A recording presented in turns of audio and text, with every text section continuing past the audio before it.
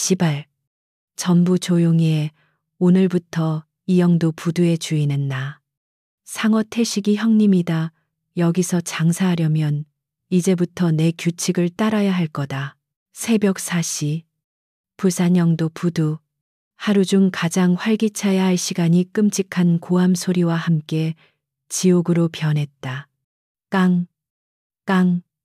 철제 드럼통이 굴러가는 소리와 함께 신선한 생선이 담긴 나무 상자들이 박살났다.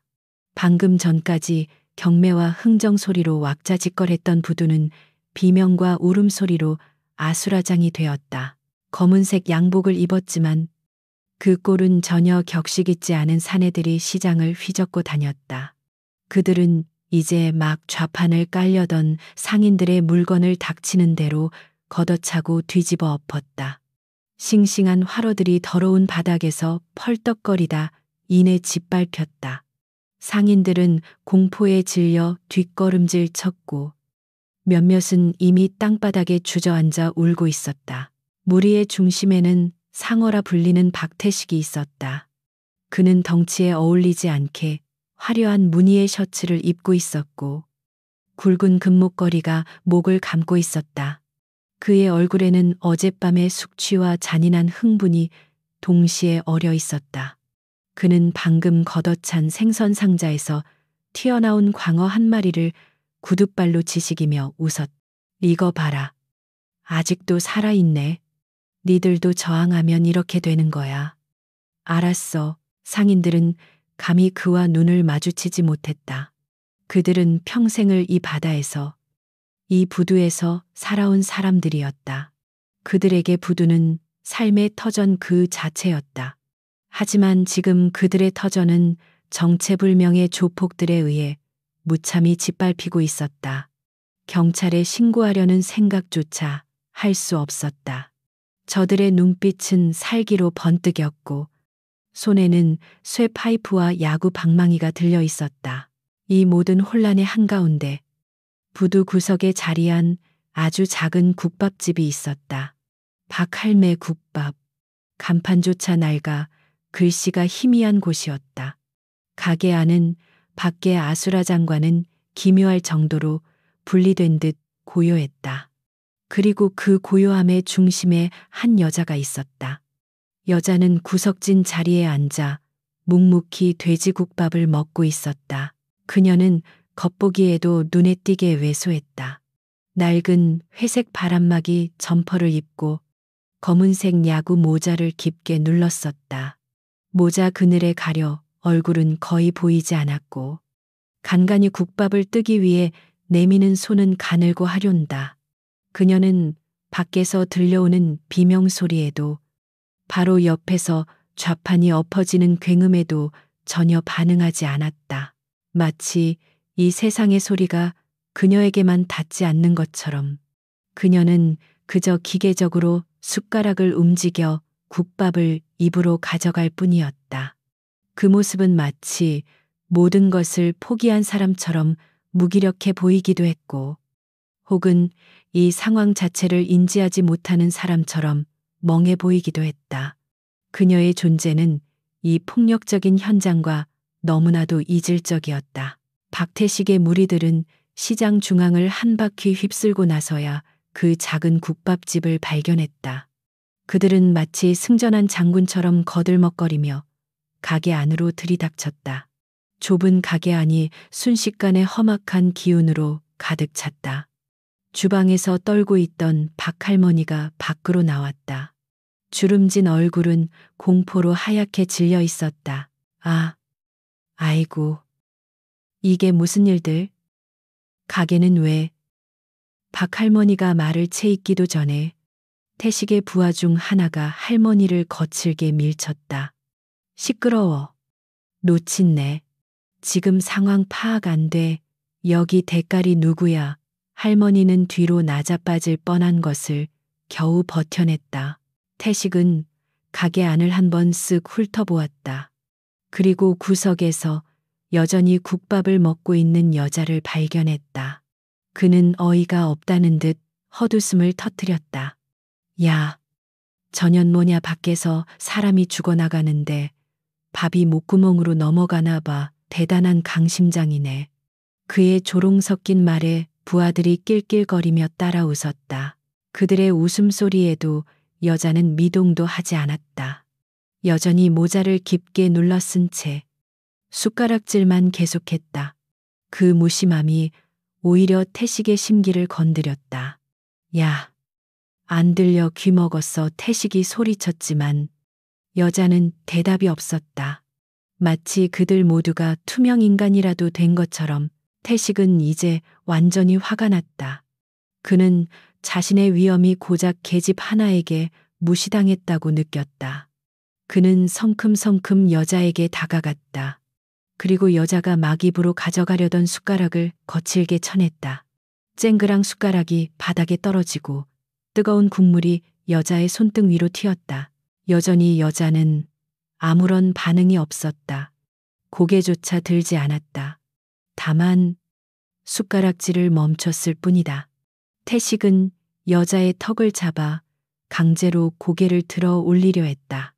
하지만 그의 손이 여자의 얼굴에 닿기 직전 여자의 나지막하지만 얼음장처럼 차가운 목소리가 가게 안을 울렸다. 손 치워. 목소리는 가늘었지만 이상하게도 그 안에 담긴 무게감은 묵직했다. 소란스럽던 가게 안이 순간 정지했다. 태식의 부하들도 공포에 떨던 박할머니도 모두 여자를 쳐다봤다. 태식의 손이 허공에서 멈췄다. 그는 놀란 것도 잠시 다시금 조롱 가득한 웃음을 터뜨렸다. 뭐라고 이 씨발년이 지금 뭐라고 S. 그의 말이 끝나기도 전에 여자가 천천히 고개를 들었다. 깊게 눌렀었던 모자챙 아래로 날카롭고 차가운 눈빛이 드러났다. 그 눈빛은 방금 전까지 무기력하게 밥을 먹던 사람의 것이 아니었다. 그것은 먹잇감을 노리는 최상위 포식자의 눈빛, 혹은 이미 모든 상황을 꿰뚫어 보고 있는 심해의 눈빛이었다. 김지연, 소령. 그녀는 UDT-1에 살아있는 전설이었다. 그녀가 이곳에 온 것은 휴가를 즐기기 위해서가 아니었다. 최근 부산항을 거점으로 신흥 범죄 조직이 세력을 확장하며 군사 물자, 밀반출 라인을 구축하려 한다는 첩보를 입수했기 때문이었다. 그녀의 임무는 민간인으로 위장 잠입하여 조직의 실체를 파악하고 핵심 정보를 수집하는 것이었다. 그녀는 며칠간 이곳 영도 부두에서 잠복하며 상어 박태식 일당의 움직임을 주시하고 있었다. 그들은 생각보다 더 잔인하고 무식했으며 오늘 아침처럼 대놓고 상인들을 위협하며 세력을 과시하리라고는 예상치 못했다. 그녀의 계획은 조용히 움직이는 것이었다. 하지만 저들은 선을 넘었다. 김지연은 붉게 달아오른 자신의 손등을 무심하게 내려다보았다. 뜨거운 국물에 데인 곳이 화끈거렸다. 하지만 그녀의 눈은 조금도 흔들리지 않았다. 그녀는 자신의 정체를 노출할 생각이 없었다. 적어도 이 조무래기들 앞에서만큼은. 하지만 저들은 감히 민간인을, 그것도 무력한 노인을 상대로 폭력을 행사했다. 할머니한테 사과해. 지연이 다시 입을 열었다. 목소리는 여전히 낮고 조용했지만 그 안에 담긴 경고는 분명했다. 박 할머니가 놀라 손을 내저었다.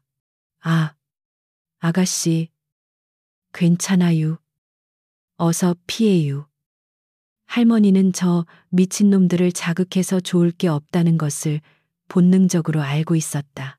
하지만 태식은 이 상황을 즐기고 있는 듯했다. 사과하하.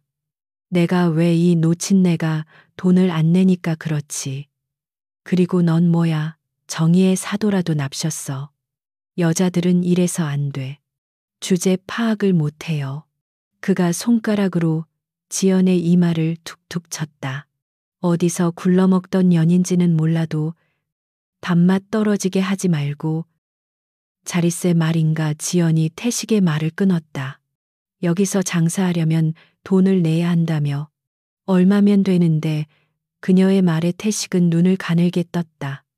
오호, 돈 좀 있나 보네 좋아. 오늘 이 가게에서 깽판 친 거. 그리고 내 기분 잡치게 한 것까지 해서. 1,000만 원. 1,000만 원 내면 이 노친네랑 너 조용히 보내주지. 그는 어차피 이 여자에게 그만한 돈이 있을 리 없다고 생각했다. 그저 겁을 주고 굴복시키고 싶었을 뿐이다. 그는 여자가 무릎 꿇고 비는 모습을 상상하며 희죽거렸다. 하지만 지연의 반응은 예상 밖이었다. 그녀는 천천히 자리에서 일어났다. 그녀가 일어서자 왜소하다고 생각했던 몸이 의외로 단단하고 균형 잡혀 있음을 태식은 뒤늦게 알아차렸다. 지연은 자신의 바람막이 점퍼 안주머니에서 지갑을 꺼냈다. 그리고 그 안에서 현금 몇 장과 신용카드를 꺼내는 대신 두툼하게 접힌 수표 뭉치를 꺼냈다. 태식의 눈이 커졌다. 지연은 그 중에서 정확히 10만 원짜리 수표 100장, 즉 1,000만 원을 세어 테이블 위에 탁 하고 내려놓았다. 여기 1,000만 원. 이걸로 오늘 여기서 입은 모든 피해를 보상해. 그리고 다신 여기 나타나지 마. 지연의 말에 태식은 순간 멍해졌다. 돈의 액수 때문이 아니었다. 이 상황에서 이 여자가 자신에게 돈을 던지며 명령을 하고 있다는 사실 때문이었다. 조폭인 자신에게 일개 계집이 돈으로 훈계를 하고 있었다. 태식의 얼굴이 분노로 일그러졌다. 이것은 단순한 모욕이 아니었다. 자신의 존재 자체를 부인당하는 기분이었다. 이씨 발년이 진짜. 그가 테이블 위에 놓인 돈뭉치를 손으로 쓸어 바닥에 흩뿌렸다. 내가 지금 돈 몇 푼 때문에 이러는 줄 알아. 난 이 구역의 주인이야. 주인. 그는 소리를 지르며 지연의 멱살을 잡으려 했다. 그의 거대한 손이 지연의 작은 목을 향해 날아들었다. 박 할머니가 비명을 질렀다.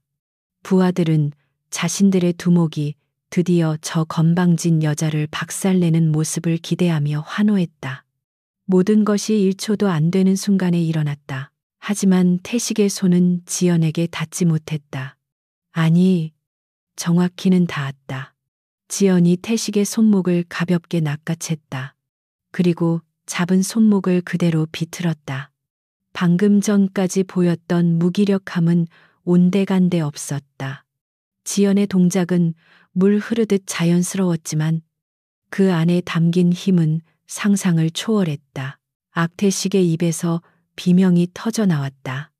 뼈와 관절이 뒤틀리는 끔찍한 고통이었다.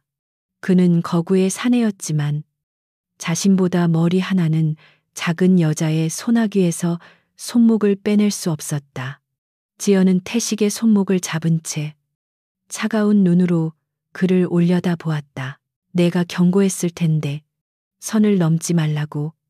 가게 안은 숨소리조차 들리지 않는 정적으로 가득 찼다. 박태식의 부하들은 자신들의 두목이 그 상어가 이름 모를 여자에게 단번에 제압당하는 믿을 수 없는 광경을 목격하고 있었다. 공기가 얼어붙었다.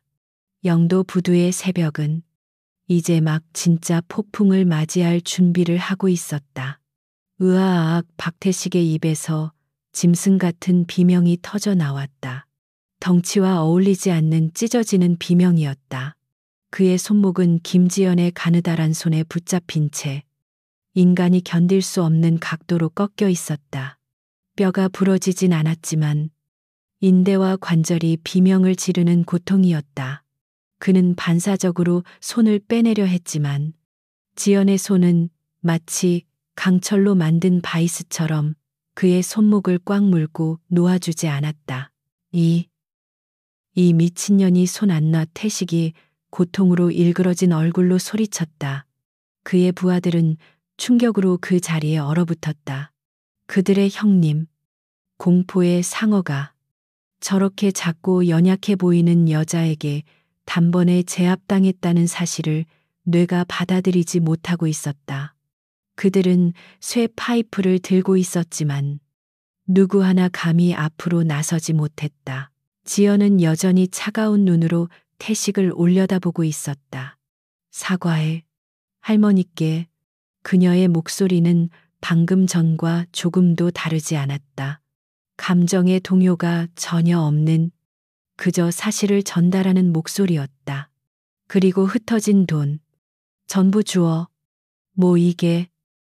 태식이 분노로 다른 손을 치켜들었지만 지연은 그의 손목을 잡은 손에 힘을 더 주는 것으로 대답을 대신했다. 태식은 다시 한번 비명을 질렀다. 그는 이 고통에서 벗어나기 위해 결국 무릎을 꿇기 시작했다. 거대한 덩치가 작은 여자 앞에서 힘없이 무너지는 순간이었다. 알았어, 알았다고 놓으라고. 지연은 그제야 그의 손목을 놓아주었다. 마치 더러운 것을 만졌다는 듯 툭 하고 밀쳐냈다. 태식은 비틀거리며 뒤로 물러나 자신의 손목을 부여잡고 숨을 헐떡였다. 손목은 금세 붉게 부어오르고 있었다. 극도의 고통과 그보다 더한 굴욕감이 그의 얼굴을 뒤덮었다. 부하들은 그제야 정신을 차린 듯 자신들의 두목을 보호하려는 듯이 우르르 앞으로 나섰다.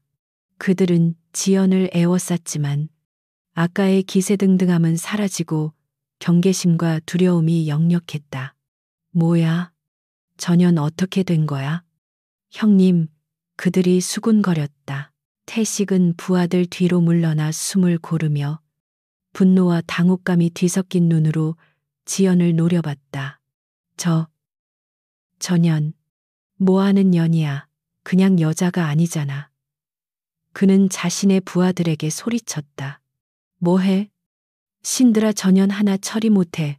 저 깡마른 거 봐라. 바람 불면 날아가겠네. 그냥 운이 좋았던 거야. 그의 말은 부하들의 공포를 분노로 바꾸기에 충분했다. 그들은 다시금 자신들이 수적으로 우위에 있으며 저 여자는 어쨌든 여자일 뿐이라는 사실을 상기했다. 그래, 시발 여자가 힘 좀 쓴다고 깡패가 될 줄 아나. 부하 중 하나가 쇠 파이프를 고쳐 잡으며 앞으로 나섰다. 아줌마, 솜씨가 제법이네. 근데 말이야. 여자는 이래서 안 돼. 힘 자랑할 때랑 조용히 할 때를 구분을 못 하거든. 또 다른 놈이 낄낄거리며 맞장구를 쳤다. 우리 태식이 형님이 얼마나 여자를 아끼시는데 감히 형님 손목을. 지침, 오늘 밥 먹으러 왔다가 제사밥 먹게 생겼네. 그들은 지연을 둘러싸고 온갖 모욕적인 언사들을 쏟아내기 시작했다. 그것은 명백한 성차별적 편견에 기반한 조롱이었다. 야, 너 혹시 트랜스젠더냐? 여자가 어떻게 그런 힘을 내 얼굴 반반하게 생겨서 얌전히 밥이나 먹지? 왜 나서고 지랄이야? 집에서 남편 밥이나 할 것이지. 감히 영도 부두에서. 김지연은 그 모든 모욕을 묵묵히 듣고 있었다. 그녀의 표정에는 변화가 없었다. 그녀는 그저 자신의 임무와 이 상황을 머릿속으로 빠르게 계산하고 있었다. 정체를 완벽히 숨기는 것은 이미 글렀다. 하지만 어느 정도의 힘을 가졌는지는 저들이 알게 해서는 안 됐다. 그녀의 목표는 이들을 제압하는 것이 아니라 이들의 배후를 캐는 것이었다. 할머니, 괜찮으세요? 지연은 조폭들을 무시한 채 넘어져 있던 박 할머니에게 다가가려 했다. 그녀가 한 걸음 옮기자 조폭들이 길을 막아섰다. 어딜 가? 우리 말이 말 같지 않아. 대답 안 해? 이년아. 바로 그때였다. 태식의 부하 중 가장 성질이 급해 보이는 놈. 아까 쇠 파이프를 들고 나섰던 놈이 이 상황이 지루하다는 듯이 외쳤다. 시발말로 해서 뭐해. 전현이 아까부터 저 솥단지만 쳐다보잖아. 그는 주방 입구에서 김이 모락모락 나고 있는 거대한 육수 솥을 가리켰다. 그의 눈에 잔인한 광기가 어렸다. 형님, 전현이 우리 형님 손목을 이렇게 만들었는데 우리도 뜨거운 맛을 좀 보여줘야 하지 않겠습니까? 그는 다른 놈과 눈짓을 주고받더니 둘이서 펄펄 끓는 육수 솥을 들기 위해 주방으로 향했다. 박할머니가 기겁하며 소리쳤다. 안 돼, 그것만은 그것 뜨거워 사람 죽어. 할머니의 애원은 그들에게 들리지 않았다. 그들은 정말로 그 솥을 지연에게 부어버릴 작정이었다. 지연의 눈빛이 순간적으로 날카로워졌다. 그녀는 폭력배들의 싸움에는 익숙했지만 이런 식의 무자비하고 추악한 폭력은 참을 수 없었다. 그녀의 몸이 긴장을 풀고 언제든 튀어나갈 수 있는 자세로 바뀌었다. 멈춰. 음식은 건드리지 마. 지연의 목소리가 다시 한번 가게 안을 울렸다. 그 목소리는 여전히 낮고 조용했지만 이번에는 그 안에 명백한 살기가 담겨 있었다. 방금 전까지 낄낄대던 조폭들조차 순간적으로 그 기세에 눌려 움직임을 멈칫했다. 하지만 이미 솥을 들고 나온 두 놈은 멈출 수 없었다. 그들은 뜨거운 솥의 무게와 열기 때문에라도 빨리 이 일을 끝내야 했다. 시끄럽고 이거나 처먹어, 그중 하나가 소리치며 솥을 지연을 향해 기울였다. 시뻘건 김을 내뿜는 뜨거운 육수가 지연을 향해 쏟아져 내렸다. 모든 것이 슬로우 모션처럼 보였다. 박할머니는 두 눈을 질끈 감았다. 태식은 잔인한 미소를 지었다. 그러나 다음 순간 그들의 눈앞에서 믿을 수 없는 광경이 펼쳐졌다. 지연의 몸이 연기처럼 사라졌다. 그녀는 육수가 쏟아지는 방향을 정확히 예측하고 인간의 반사신경이라고는 믿기 힘든 속도로 몸을 날렸다. 그녀는 바닥을 구르거나 피하지 않았다. 그녀는 정확히 솥을 들고 있던 두 놈의 사이로 파고들었다. 미락 펄펄 끓는 육수는 지연이 있던 자리가 아닌 맞은편 벽과 테이블에 쏟아졌다. 가게 안은 순식간에 뜨거운 수증기로 가득 찼다. 아! 뜨거 육수를 들고 있던 두 놈 중 하나가 자신의 발등에 튄 육수의 비명을 질렀다. 지연은 이미 그들의 뒤에 서 있었다. 그녀가 움직이는 것을 본 사람은 아무도 없었다. 음식을 소중히 하라고 했을 텐데 그녀가 읊조렸다. 모든 것이 다시 정지했다. 조폭들은 이제 공포를 느끼기 시작했다. 저것은 운이 아니었다. 저것은 기술이었다. 그것도 자신들이 상상할 수 있는 범주를 넘어선 기술이었다. 태식 역시 마찬가지였다. 그는 자신이 지금 어떤 존재와 마주하고 있는지를 깨닫기 시작했다. 하지만 이미 엎질러진 물이었다. 여기서 물러나면 그는 영도 부두는커녕 자기 부하들 앞에서조차 얼굴을 들 수 없게 될 터였다. 뭐해. 전현이 요술이라도 부린 줄 알아. 그냥 피한 거잖아. 좁은 데서 지랄하다. 지 발등에 쏟은 거잖아. 태식이 애써 태연한 척 소리쳤다. 야, 김 실장 네가 나서 전현 버르장머리를 좀 고쳐놔. 그가 김 실장이라고 부른 사내는 아까부터 한쪽 구석에서 상황을 지켜보고만 있던 무리 중에서 유일하게 양복을 깔끔하게 차려입은 사내였다. 그는 다른 조폭들과는 달리 흉기도 들고 있지 않았고 표정도 거의 없었다. 하지만 그의 귓가에 자리한 흉터와 다부진 체격은 그가 단순한 문지기가 아님을 말해주고 있었다. 김 실장이 천천히 앞으로 나섰다. 그는 지연을 위아래로 훑어보더니 조롱하듯 말했다. 아가씨, 재주가 좋네. 어디서 서커스라도 배웠나 봐. 그는 다른 놈들처럼 소리치지 않았지만 그의 목소리에는 깊은 경멸이 담겨 있었다. 그는 지연의 바로 앞까지 다가왔다. 그리고는 지연의 어깨를 손가락으로 툭 하고 밀쳤다. 여자는 말이야. 이런데 끼는 거 아니야. 얌전히 집으로 꺼져. 오빠가 기분 좋게 말할 때 그것은 명백한 물리적 도발이었다. 무시와 경고, 그리고 폭력의 예고가 담긴 행동이었다. 그의 손가락이 지연의 얇은 바람막이 점퍼를 눌렀다. 지연은 그가 미는 대로 밀려나지 않았다. 그녀의 발은 마치 바닥에 뿌리라도 내린 듯 조금도 움직이지 않았다. 오히려 그 도발에 김지연의 눈빛이 처음으로 변하기 시작했다. 얼음장 같던 무표정 속에 아주 미세하지만 분명한 분노의 불꽃이 타오르기 시작했다. 그녀는 자신의 어깨를 민 김 실장의 손가락을 천천히 내려다보았다. 그리고 다시 그의 눈을 마주했다. 그 손, 안 치우면 부러질 줄 알아. 김 실장의 얼굴에 경멸 어린 웃음이 떠올랐다. 부러져하. 그는 지연의 경고를 21세기 최고의 농담으로 들은 사람처럼 헛웃음을 터뜨렸다. 그는 자신이 상대해온 수많은 센 척하는 놈들 중 하나로 이 여자를 멋대로 판단했다. 아가씨, 내가 험한 꼴 많이 봤어도 당신처럼 겁대가리 없는 여자는 또 처음이네. 그는 자신의 손가락을 치우기는커녕 아예 지연의 어깨를 강하게 움켜쥐었다. 그녀의 얇은 바람막이 점퍼가 그의 거친 소나기 안에서 우그러졌다. 그의 악력은 평범한 남자의 그것을 훨씬 뛰어넘는 수준이었다. 이 정도 힘이면 보통 여자는 비명을 지르며 주저앉아야 정상이었다. 내가 지금부터 예절 교육을 좀 시켜줄게. 여자는 어디서 어떻게.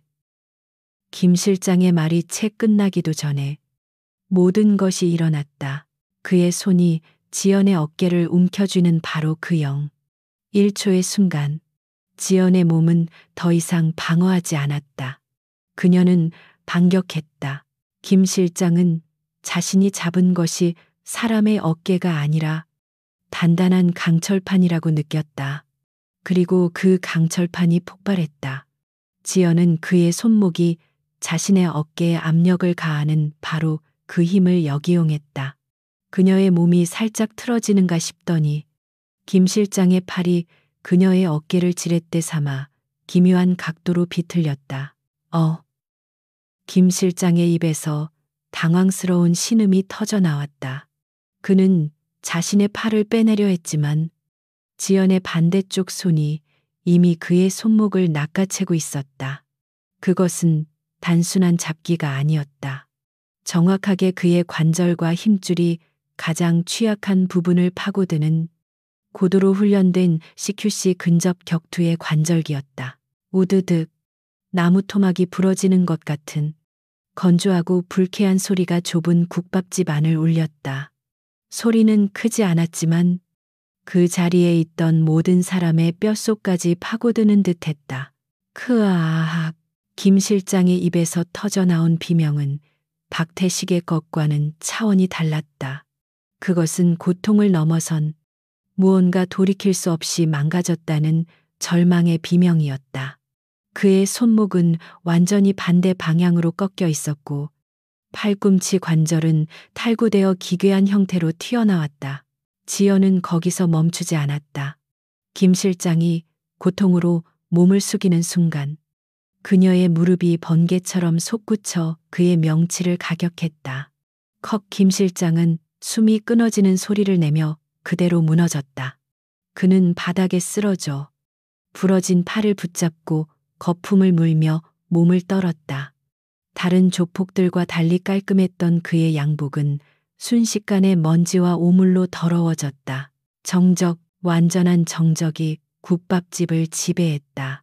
방금 전까지 낄낄대던 조폭들은 모두 입을 굳게 다물었다. 그들은 자신들의 눈앞에서 벌어진 일을 도저히 믿을 수 없었다. 김 실장, 그는 이 조직의 행동 대장이자 박태식이 가장 신뢰하는 해결사였다. 어지간한 깡패 서너 명은 혼자서도 정리하는 그야말로 괴물 같은 인간이었다. 그런 김 실장이 저 깡마른 여자에게 단 3초 만에 손목이 부러지고 팔꿈치가 빠졌으며 명치를 가격당해 숨도 제대로 쉬지 못하는 폐인이 되어 바닥을 기고 있었다. 이것은 운이 아니었다. 재주는 더더욱 아니었다. 이것은 압도적인 기술이자 살상에 특화된 폭력이었다. 조폭들은 본능적으로 깨달았다. 저 여자는 자신들과는 급이 다른 존재라는 것을. 저것은 길거리 싸움이 아니었다. 저것은 전쟁 기술이었다. 지연은 바닥에서 경련하는 김 실장을 차갑게 내려다보았다. 그녀는 자신의 손을 툭툭 털었다. 마치 불쾌한 벌레를 만진 것처럼. 그리고 그녀는 천천히 고개를 돌려 무리의 뒤에 숨어 있던 박태식을 정면으로 응시했다. 그녀의 눈빛은 이제 차가움을 넘어 이가 시릴 정도의 냉기를 품고 있었다. 그 눈빛과 마주친 박태식은 자신도 모르게 뒷걸음질 쳤다. 공포가 그의 척추를 타고 기어올랐다. 내가 말했을 텐데. 지연이 얼어붙은 공기를 가르며 입을 열었다. 그녀의 목소리는 여전히 낮았지만 이제 그 안에는 그 어떤 망설임도 경고도 없었다. 오직 확신과 위압감만이 가득 차 있었다. 손대지 말라고. 그녀는 박태식을 향해 천천히 한 걸음을 내디뎠다. 그리고 사과하라고. 그 한 걸음에 지연을 둘러싸고 있던 조폭들이 마치 약속이라도 한 듯 파도처럼 양옆으로 갈라졌다. 그들은 감히 그녀의 진로를 막을 생각을 하지 못했다. 그들의 손에 들린 쇠 파이프와 야구 방망이는 이제 흉기가 아니라 그저 무거운 쇳덩어리에 불과했다. 박태식은 완전히 궁지에 몰렸다. 그의 등 뒤는 차가운 벽이었다. 더 이상 물러날 곳이 없었다. 그는 공포에 질려 덜덜 떨면서도 마지막 남은 자존심으로 허세를 부렸다. 너 뭐야? 너 대체 뭐하는 년이야? 그의 목소리는 공포 때문에 꼴사납게 갈라지고 있었다. 네가 뭔데 여긴 내 구역이야. 내가 상어 박태식이라고. 사과해. 지연은 기계처럼 같은 말만 반복하며 그에게 다가섰다. 28년이 내가 누군지 몰라. 내 뒤에 누가 있는지 알고. 이래 박태식은 절박하게 소리쳤다. 우리 조직이 마지막 기회야. 지연이 그의 코앞에 섰다. 왜소하다고 생각했던 여자가 이제는 거대한 산처럼 그를 압도하고 있었다. 할머니께, 그리고 여기 있는 모든 상인에게 무릎 꿇고 사과해. 그럼 목숨은 살려주지. 그 말은 박태식의 마지막 이성의 끈을 끊어버렸다. 목숨감이 저 계집이 자신의 목숨을 논하고 있었다. 공포가 극에 달하자 그것은 광기로 변했다. 죽여. 전연 죽여버려. 박태식이 눈이 뒤집혀 고함을 질렀다. 뭐해? 이 배신들아, 전연 하나한테 다 쫄았어. 다 같이 덤벼. 전연 하나 죽인다고 아무도 몰라.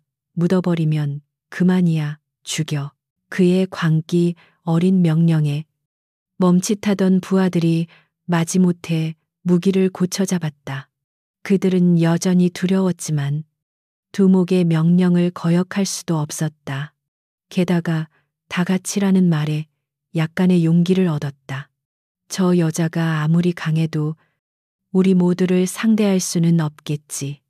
8명의 조폭이 부러진 팔로 신음하는 김 실장과 손목을 부여잡은 박태식을 제외하고 김지연을 중심으로 천천히 포위망을 좁혀오기 시작했다. 좁은 국밥집 안은 다시금 일촉즉발의 긴장감으로 가득 찼다. 지연은 그들을 둘러보며 깊은 한숨을 내쉬었다. 기회는 줬다. 그녀의 나지막한 독백과 함께 그녀는 천천히, 아주 천천히 자신의 머리를 묶고 있던 고무줄을 풀었다. 그녀의 긴 머리카락이 어깨 위로 쏟아져 내렸다.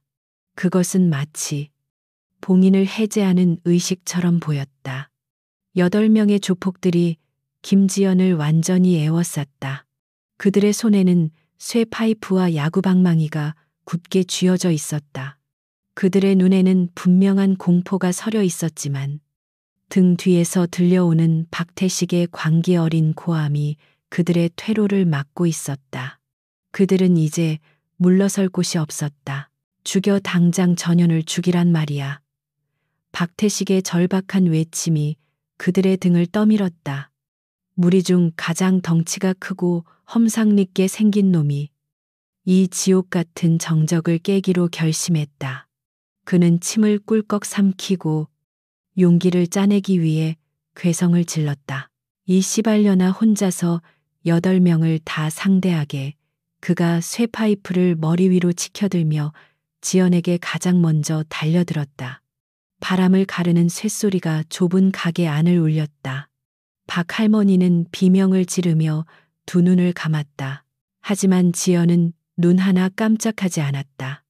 그녀는 머리를 풀며 자신을 향해 전속력으로 달려드는 흉기를 그저 바라보고 있었다. 쇠 파이프가 그녀의 머리를 내리치기 직전 불과 몇 센티미터 남지 않은 그 찰나의 순간 지연의 몸이 움직였다. 그것은 피하는 동작이 아니었다. 그녀는 오히려 쇠 파이프를 향해 한 걸음 안으로 파고들었다. 그녀의 움직임은 너무나도 빨라 잔상처럼 보였다.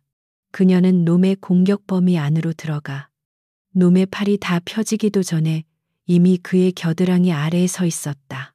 조폭은 자신의 공격이 허공을 가른 것을 깨닫기도 전에 옆구리에서 불타는 듯한 고통을 느꼈다. 지연이 푼머리카락이 휘날리며 그녀의 팔꿈치가 정확하게 그의 늑골을 가격했다. 뼈가 부러지는 둔탁한 소리와 함께 거구의 조폭은 숨도 제대로 쉬지 못하고 쓰러졌다. 그는 쇠 파이프를 손에서 놓친 채 새우처럼 몸을 말고 바닥을 굴렀다. 단 한 방이었다. 가장 먼저 용기를 냈던 자가 가장 처참하게 첫 번째로 쓰러졌다. 남은 7명의 조폭들은 그 자리에 얼어붙었다. 미친. 그들은 방금 자신들의 눈앞에서 벌어진 일을 이해할 수 없었다. 방금 전 김 실장이 당했을 때와는 또 다른 차원의 충격이었다. 그것은 인간의 반응 속도가 아니었다. 지연은 바닥에 쓰러진 놈을 쳐다보지도 않았다. 그녀는 천천히 고개를 들어 남은 7명을 그리고 그 뒤에서 공포로 얼굴이 하얗게 질린 박태식을 바라보았다. 이제 알겠나? 그녀의 나지막한 목소리가 가게 안을 울렸다. 너희가 지금 누구를 건드리고 있는지. 그녀는 천천히 자신의 낡은 바람막이 점퍼 안주머니로 손을 가져갔다. 그 느린 동작에 남은 7명의 조폭들은 일제히 움찔했다. 총이다. 누군가 겁에 질려 외쳤다. 전현 총 꺼낸다. 그들은 본능적으로 몸을 숙이거나 테이블 뒤로 숨으려 했다. 하지만 지연이 꺼낸 것은 검은색의 차가운 총기가 아니었다. 그것은 손바닥만 한 크기의 단단한 금속 재질로 된 작은 물체였다. 그 위에는 대한민국을 상징하는 봉황무늬와 국방부의 표식이 선명하게 새겨져 있었다. 그것은 군인 신분증이었다. 박태식은 여전히 상황 파악을 못하고 있었다. 뭐야? 저거 위조 신분증이라도 보여주려는 건가? 그는 공포 속에서도 애써 비웃음을 지으려 했다. 저 여자가 경찰이든 뭐든 이미 자신들은 살인미수 현행범이었다. 신분증 따위가 무슨 소용이란 말인가. 지연은 그 신분증을 가볍게 손가락 사이에 쥐었다. 그리고는 박태식을 향해, 정확히는 그의 얼굴을 향해 가볍게 손목 스냅을 주었다. 자라또 공기를 가르는 날카로운 소리와 함께 금속 신분증이 그녀의 손을 떠났다. 그것은 종이처럼 힘없이 날아간 것이 아니었다. 마치 날카롭게 연마된 수리검처럼 맹렬한 속도로 회전하며 어둠을 갈랐다. 퍽, 희익 박태식의 입에서 비명이 터져 나왔다. 신분증은 정확히 박태식의 뺨을 스치듯 지나가 그가 등을 기대고 있던 가게의 낡은 나무 기둥에 박혔다. 금속의 뾰족한 모서리 부분이 축축한 나무를 3cm 가까이 파고들며 기둥이 얕게 갈라졌다. 신분증은 그 자리에 박힌 채 타르르 떨며 진동했다. 가게 안에 모든 소리가 사라졌다. 조폭들은 숨 쉬는 것조차 잊었다. 그들은 부러진 팔을 붙잡고 신음하던 김 실장도 방금 늑골이 부러져 쓰러진 동료도 모두 잊었다. 그들의 시선은 오직 박태식의 얼굴 옆 나무 기둥에 박혀 진동하는 저 금속 물체에 고정되었다. 저것이 만약 사람의 목이나 눈을 향해 날아왔다면 상상조차 하기 싫은 결과가 그들의 머릿속을 스쳤다. 저 여자는 총이 필요 없는 인간이었다. 그녀 자신이 살아있는 흉기였다. 박 할머니조차 입을 틀어막고 이 비현실적인 광경을 바라보았다. 대한민국 해군. 김지연의 목소리가 얼어붙은 공기를 갈랐다. 그녀는 박태식을 향해, 아니, 그곳에 있는 모두를 향해 선언했다. 특수전전단, 우띠띠, 실. 그녀는 한 걸음 더 다가섰다. 그녀의 눈은 이제 박태식의 눈동자를 정확히 꿰뚫고 있었다. 소령, 김지연이다. 소령, 그 단어가 가게 안을 맴돌았다. 소령이라고 저 깡마르고 낡은 점퍼를 입은 국밥 한 그릇에 1,000원짜리 수표를 던지던 저 여자가 깡패들을 상대하는 경찰도 아니고 군인, 그것도 그냥 군인이 아니라 TV에서나 보던 UDT 시을의 소령. 박태식은 자신의 귀를 의심했다. 그는 미친 듯이 고개를 저었다. 거짓말하지 마. 내년이 소령이라고 개소리 집어치워 그는 애써 부정했지만 그의 다리는 이미 사시나무 떨듯 떨리고 있었다. 그는 천천히, 아주 천천히 고개를 돌려 자신의 뺨 옆에 박힌 신분증을 보았다. 떨리는 시선으로 초점을 맞췄다. 그곳에는 소령 김지연이라는 글자와 함께 지금 자신의 눈앞에 서 있는 여자와 똑같은 하지만 군복을 입고 있는 냉철한 얼굴의 증명사진이 박혀 있었다. 모든 것이 진짜였다. 박태식의 뇌가 정지했다. 그는 자신이 무슨 짓을 했는지 그제야 깨달았다. 그는 그냥 조폭이 아니었다. 그는 최근 부산항을 통해 밀수품을 유통하려는 더 큰 조직의 하청을 받아 이영도 부두를 장악하라는 임무를 받고 온 것이었다. 그런데 그가 그 임무를 수행하는 첫날, 대한민국 최정예 특수부대 여군 소령을, 그것도 민간인으로 위장 잠입 중이던 현역 장교를, 그녀의 부하들도 아닌 바로 그녀 본인을 직접 건드리고 모욕하고 심지어 죽이려 했다. 아, 박태식의 입에서 의미 없는 탄식이 흘러나왔다. 이것은 더 이상 폭행이나 협박의 문제가 아니었다. 이것은 군사 문제였다. 대대 국가 전복 시도 혹은 간첩 행위로 오인받아도 할 말이 없는 상황이었다. 자신은 이제 감옥이 아니라 국군 기무사령부 당시 명칭나 그보다 더 무서운 곳에 지하실로 끌려가게 생겼다.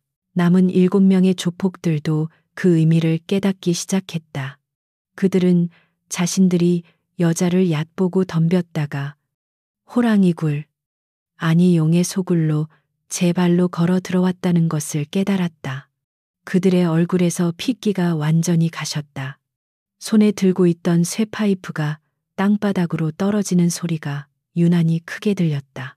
철컥, 땡그랑. 그들은 모두 무기를 버렸다. 그들은 싸울 의지를 완전히 상실했다.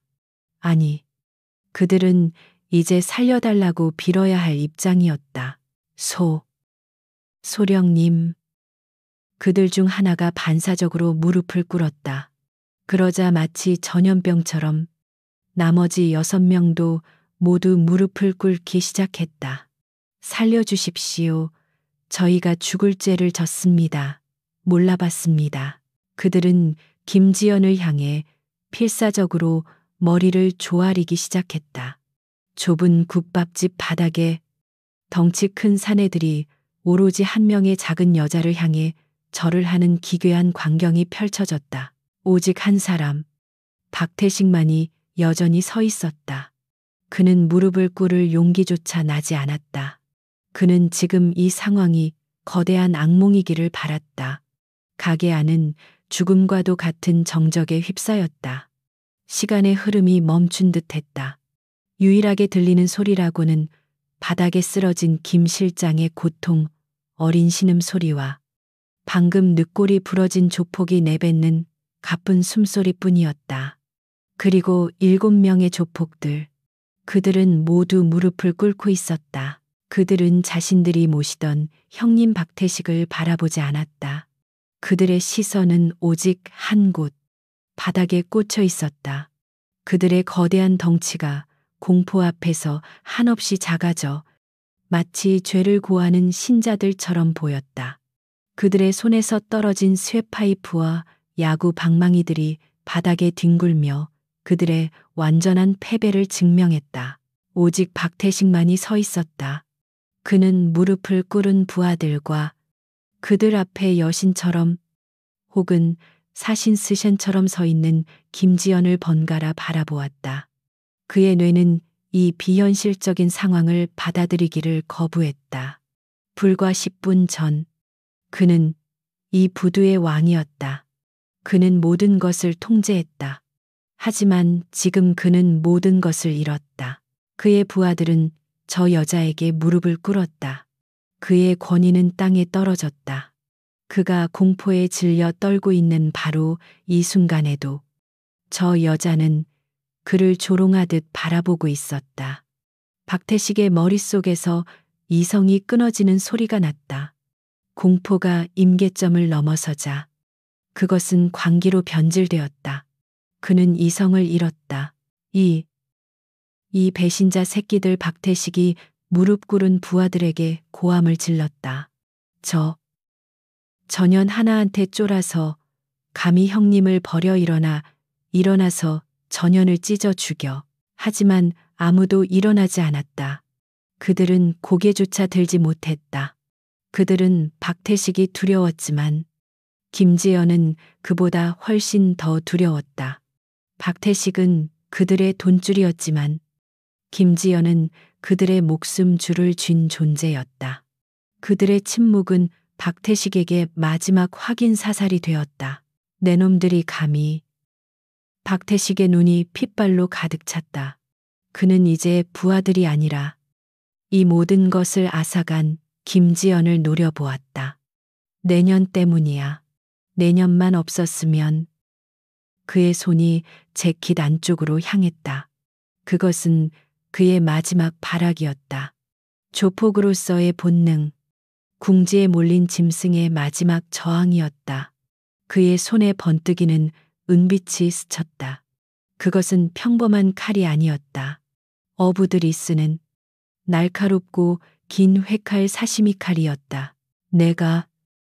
내가 너 같은 년한테 무너질 줄 알아 죽어. 이 미친년아. 박태식은 지옥의 밑바닥에서 울려 퍼지는 듯한 괴성을 지르며 김지연을 향해 달려들었다. 그는 자신의 모든 체중을 실어 칼을 쥔 손을 앞으로 내뻗었다. 그녀의 심장을 노린 필사적인 마지막 공격이었다. 그의 절박한 외침은 무릎 꿇고 있던 부하들 중 2명에게 마지막 불씨를 지폈다. 두목이 직접 움직이는데 이대로 보고만 있다가는 나중에 살아남아도 보복을 당할 것이라는 어리석은 계산, 혹은 공포에 질린 군중 심리였다. 와, 형님. 2명의 조폭이 박태식과 거의 동시에 무릎을 털고 일어났다. 그들은 손에 무기가 없었지만 오직 숫자를 믿고 지연의 좌우 측면을 향해 달려들었다. 10초 전만 해도 항복했던 자들이 다시금 야수로 돌변했다. 박태식 정면, 칼, 조폭일 좌측, 맨손, 조폭 이 우측, 맨손, 세 명의 적이 세 방향에서 동시에 김지연을 덮쳤다. 이 절체절명의 순간 가게 안의 모든 것이 멈춘 듯했다. 박 할머니는 이번에야말로 정말 끝이라고 생각하며 눈을 감았다. 하지만 김지연의 세계에서 시간은 다르게 흘렀다. 그녀의 눈은 세 명의 움직임을, 그들의 속도를, 그들의 의도를 마치 느린 비디오처럼 정확하게 분석하고 있었다. 그녀의 표정에는 놀람이나 공포가 없었다. 오직 지루한 임무를 처리하는 듯한 냉철함만이 존재했다. 멍청한 것들. 그녀의 나지막한 중얼거림과 함께 그녀의 몸이 폭발했다. 가장 먼저 그녀가 향한 곳은 정면의 박태식이 아니었다. 그것은 함정이었다. 그녀는 왼쪽으로 한 걸음 파고들었다. 자신을 잡으러 달려드는 조폭일의 바로 품 안으로. 조폭일은 목표물이 갑자기 자신의 눈앞으로 순간 이동한 것에 당황했다. 그가 손을 뻗어 지연을 잡으려 했지만 이미 늦었다. 지연의 손바닥이 그의 턱 밑을 강하게 후려쳤다. 단순한 가격이 아니었다. 경동맥동을 정확히 압박하는 특수 타격이었다. 조폭일은 비명조차 지르지 못했다. 그의 뇌로 가는 혈류가 일시적으로 차단되었다. 그의 눈이 뒤집히고 거대한 덩치가 힘없이 뒤로 쓰러졌다. 그는 바닥에 부딪히는 소리조차 내지 못하고 기절했다. 소요 시간 5초. 그녀가 첫 번째 적을 처리하는 것을 본 조폭이는 공포에 질려 달려들던 기세를 멈추려 했다. 하지만 이미 내디딘 발걸음은 멈출 수 없었다. 지연은 그 망설임의 순간을 놓치지 않았다. 그녀는 몸을 낮게 회전시켰다. 그녀의 움직임은 무술 영화처럼 화려하지 않았다. 오직 효율성만을 극대화한 군용 백병전 기술이었다. 그녀의 발이 조폭이의 앞쪽 무릎 관절을 정확하게 걷어찼다. 뼈와 인대가 파열되는 끔찍한 소리가 났다. 으악. 조폭이는 자신의 다리가 반대 방향으로 접히는 것을 보며 비명을 질렀다. 그는 그대로 무너져 내려 자신의 다리를 붙잡고 바닥을 굴렀다. 총 소요 시간 3초. 그리고 이제 박태식만이 남았다. 그는 자신의 부하 2명이 3초 만에 전투불능 상태가 되는 것을 눈앞에서 목격했다. 그가 휘두른 칼은 지연이 왼쪽으로 이동하는 바람에 허공만을 갈랐다.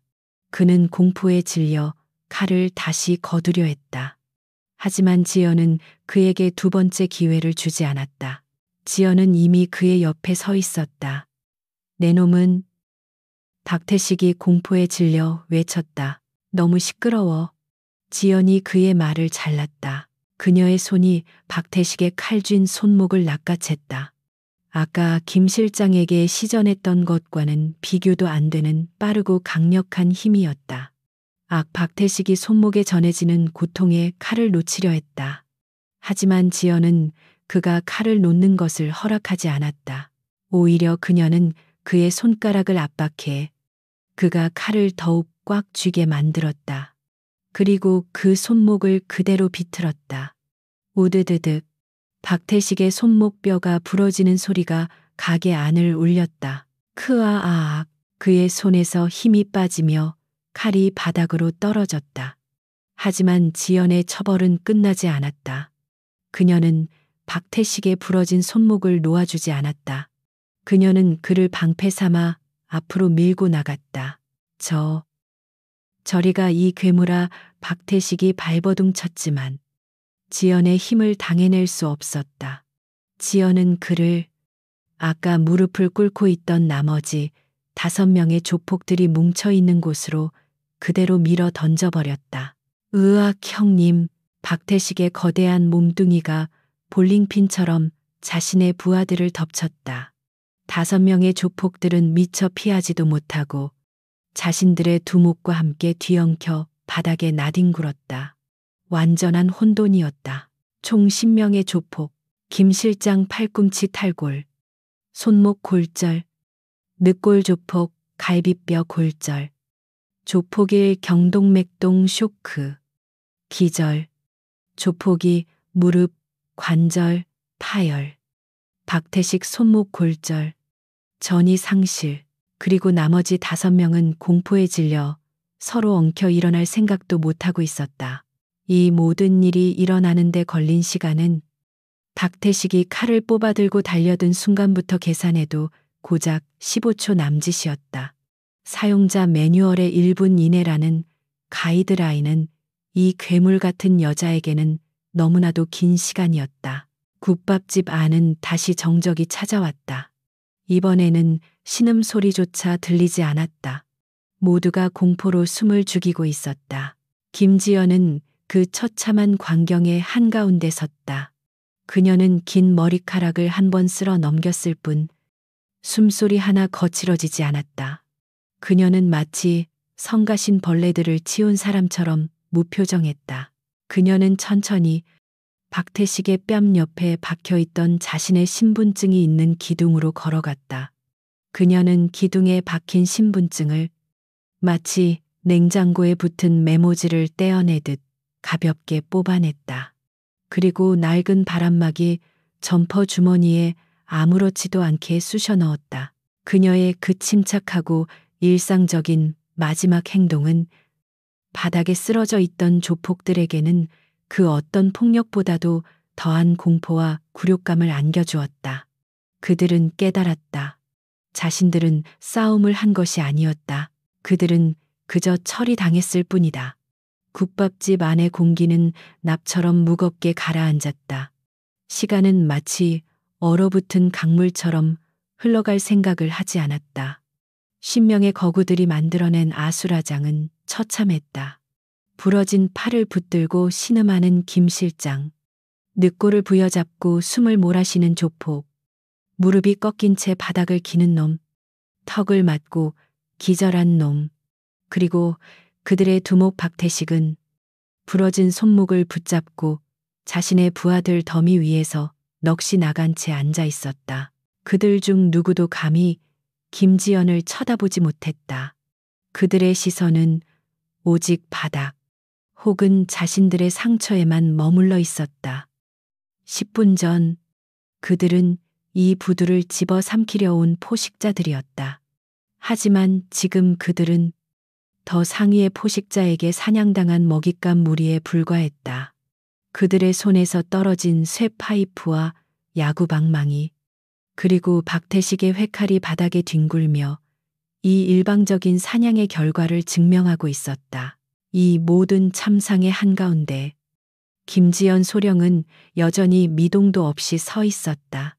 그녀는 자신의 어깨를 으쓱하거나 숨을 고르거나 땀을 닦지도 않았다. 그녀는 그저 방금 끝낸 업무를 확인하는 사람처럼 쓰러진 조폭들을 차갑게 훑어볼 뿐이었다. 그녀의 존재 자체가 이 공간의 모든 공기를 지배하고 있었다.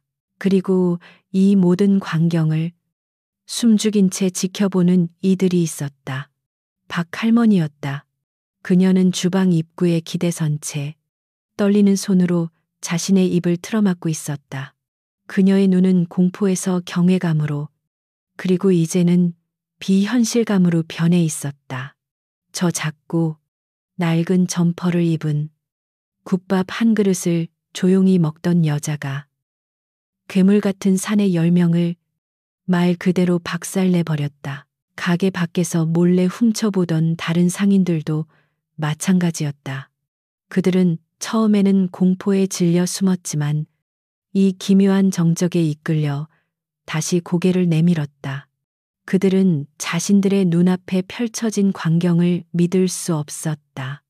영도의 상어라며 그들을 위협하던 박태식이 지금 부러진 팔을 붙잡고 어린아이처럼 떨고 있었다. 지연은 더 이상 바닥에 널브러진 쓰레기들에게 관심을 주지 않았다. 그녀는 자신의 임무를 완수하기 위해 다음 단계로 넘어갔다.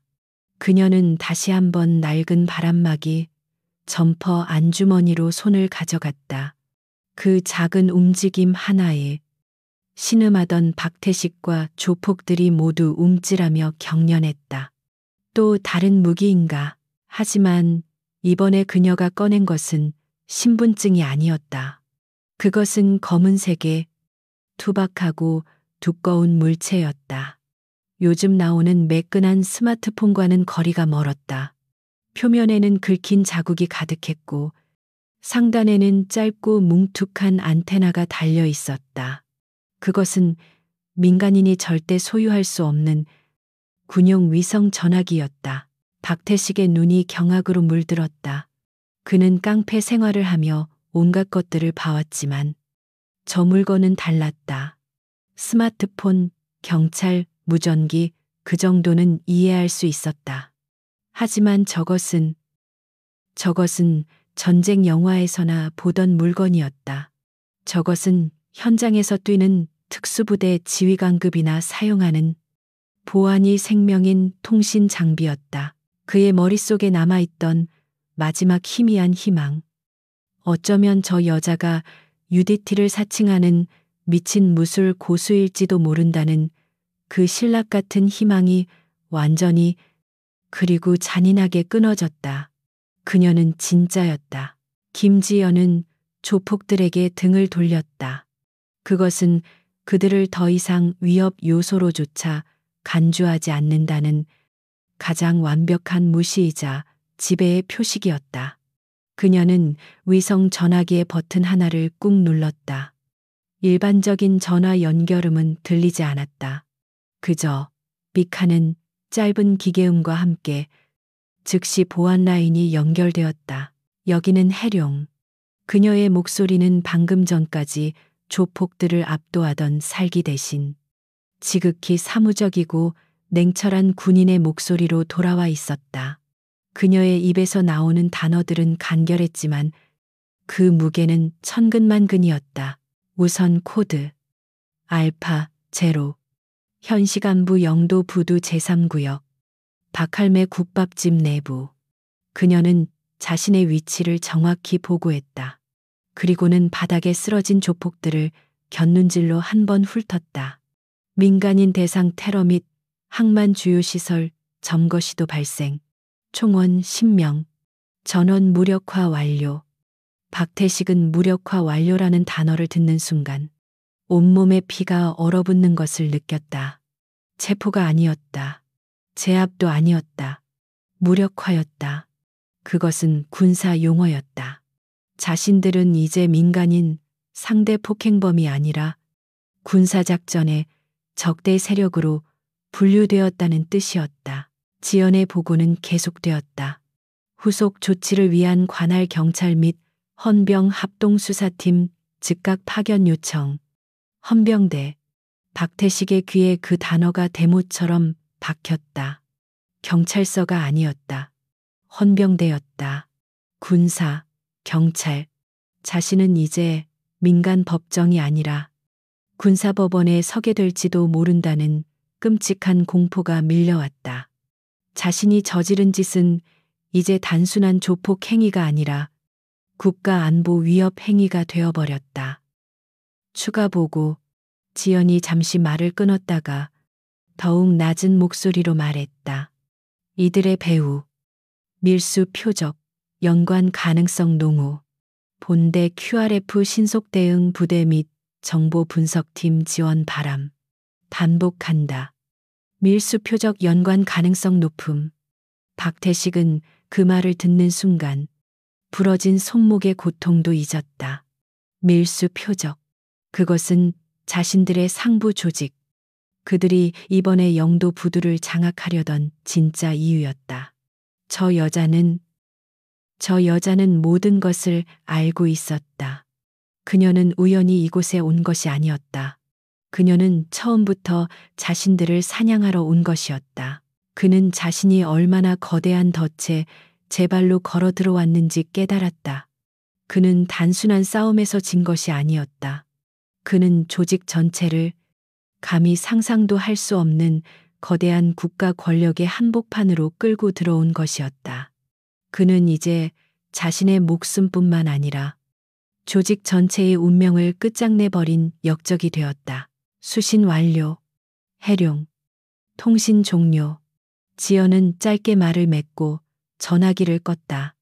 그리고 그것을 다시 낡은 점퍼 주머니에 아무렇지도 않게 쑤셔 넣었다. 그녀가 뒤를 돌아보았을 때 바닥에 있던 조폭들은 이제 신음소리조차 내지 못하고 있었다. 그들은 모두 죽은 듯이 혹은 죽기를 바라는 듯이 엎드려 있었다. 헌병대, 신속 대응부대, 밀수 표적, 그 단어들은 그들에게 사형 선고나 다름없었다. 지연은 더 이상 그들에게 눈길도 주지 않았다. 그녀는 천천히 여전히 충격에서 벗어나지 못한 채 떨고 있는 박 할머니에게로 걸어갔다. 그녀의 발걸음 소리가 가게 안에 유일하게 울려 퍼졌다. 그녀는 할머니의 바로 앞에 섰다.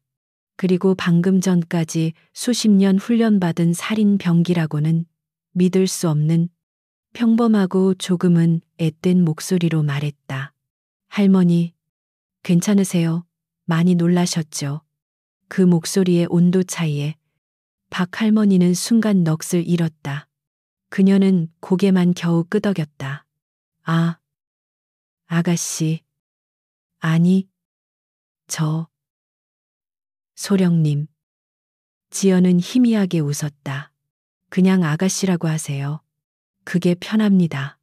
그녀는 주머니에서 지갑을 다시 꺼냈다. 그리고 아까 박태식이 바닥에 흩뿌렸던 수표가 아닌 지갑 속에 꼬깃꼬깃한 5만 원권 몇 장을 꺼내 테이블 위에 놓았다. 국밥 값.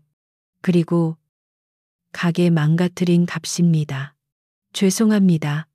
아, 아이고, 이걸 어떻게 받아요. 소령님이 우릴 살려주셨는데 박 할머니가 손사래를 쳤다. 아니에요. 임무 중에 벌어진 일입니다. 지연이 돈을 할머니의 손에 쥐어주려 할 때였다. 그때 밖에서 소리가 들려오기 시작했다.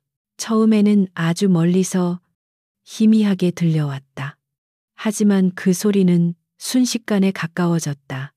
그것은 일반적인 경찰 사이렌 소리 외행가 아니었다. 그보다 훨씬 더 날카롭고 더 많은 수의 사이렌이 뒤섞인 소리였다.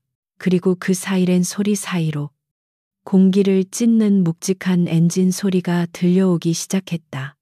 우웅, 두두두두. 그것은 일반 승용차나 경찰차가 내는 소리가 아니었다. 그것은 육중한 군용 차량, 군용 트럭과 장갑차가 고속으로 아스팔트를 박차고 달려오는 소리였다. 박태식의 얼굴에서 마지막 핏기마저 사라졌다. 그는 알 수 있었다. 저것은 경찰이 오는 소리가 아니었다.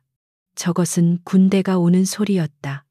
김지연 소령의 전화 한 통에 부산항 인근의 해군 기지가 통째로 움직이고 있었다. 불과 3분. 전화가 끊긴 지 불과 3분 만이었다. 가게 밖이 순식간에 파란색과 빨간색 경광등으로 물들었고 수십 개의 군화발이 땅을 울리는 소리가 부두 전체를 뒤덮었다. 박태식은 그 소리를 들으며 마침내 공포와 고통 그리고 절망감에 휩싸여 의식을 잃었다. 그가 마지막으로 본 것은 자신을 차갑게 내려다보는 김지연 소령의 조용한 눈빛이었다. 정의는 그렇게 압도적으로 도착했다. 티익 쾅. 타이어가 아스팔트를 긁어내는 날카로운 마찰음과 함께 육중한 군용 트럭들이 급정거하는 소리가 영도 부두를 뒤덮었다. 소리는 한두 대가 아니었다. 낡은 국밥집의 문은 이미 열려 있었지만 두 번째로 문을 뚫고 들어온 것은 사람의 형상이 아니었다. 그것은 검은색 방탄 헬멧과 방탄복으로 온몸을 감싼 K 소총을 든 무장 헌병의 총구였다.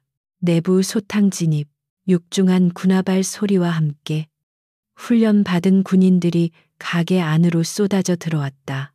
그들의 움직임에는 한치의 망설임도 없었다. 그들은 순식간에 가게 내부를 장악했다. 그들의 눈은 신속하게 위험 요소를 스캔했다. 그리고 그들은 믿을 수 없는 광경을 목격했다. 10명의 거구들이 마치 태풍이라도 휩쓸고 간 것처럼 가게 바닥 여기저기에 처참하게 널브러져 있었다. 부러진 팔을 붙잡고 신음하는 자, 무릎이 꺾인 채 고통에 떠는 자, 그리고 완전히 의식을 잃은 자들, 그리고 그 지옥도의 한가운데 너무나도 태연하게 낡은 바람막이 점퍼를 입은 한 여자가 서 있었다. 헌병들은 순간적으로 당황했다. 그들이 받은 명령은 적대 세력 10명 무력화 완료, 현장 확보였다. 그들은 당연히 치열한 총격전이나 격투의 흔적을 예상했다. 하지만 현장은 전투라기보다는 일방적인 학살에 가까웠다. 그때 가게 입구로 2명의 남자가 급하게 들어섰다. 한 명은 부산진 경찰서 소속의 이 반장이었고 다른 한 명은 해군 헌병대대 소속의 박 대위였다. 이 반장은 50대의 베테랑 형사였지만 눈앞의 광경에 입을 다물지 못했다. 세상에, 이게 도대체 무슨... 그는 조폭 간의 세력 다툼이라는 신고를 받고 출동했다. 하지만 현장에는 경찰보다 먼저 군대가 도착해 있었고 그 조폭들은 이미 전투불능 상태가 되어 있었다. 그는 이 모든 일을 누가 저질렀는지 그리고 저 여자는 누구인지 도무지 파악이 되지 않았다. 하지만 박 대위는 달랐다.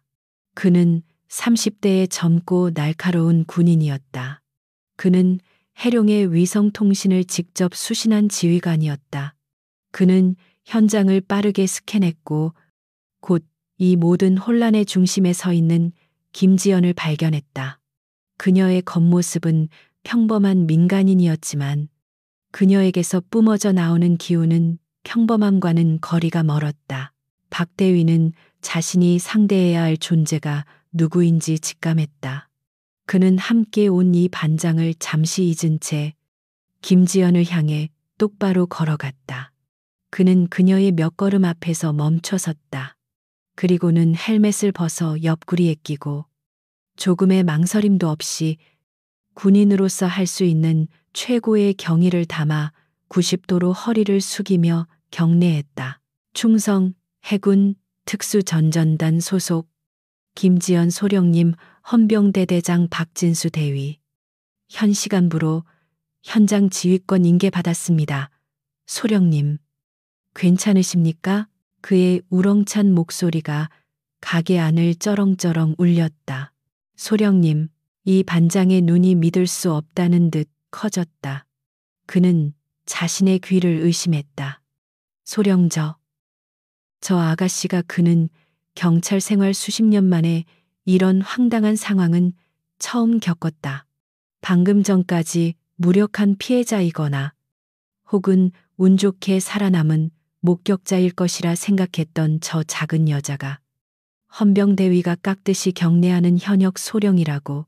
김지연은 박 대위의 경례를 가벼운 목례로 받았다. 그녀의 태도는 여전히 침착하고 사무적이었다. 박 대위, 수고가 많다.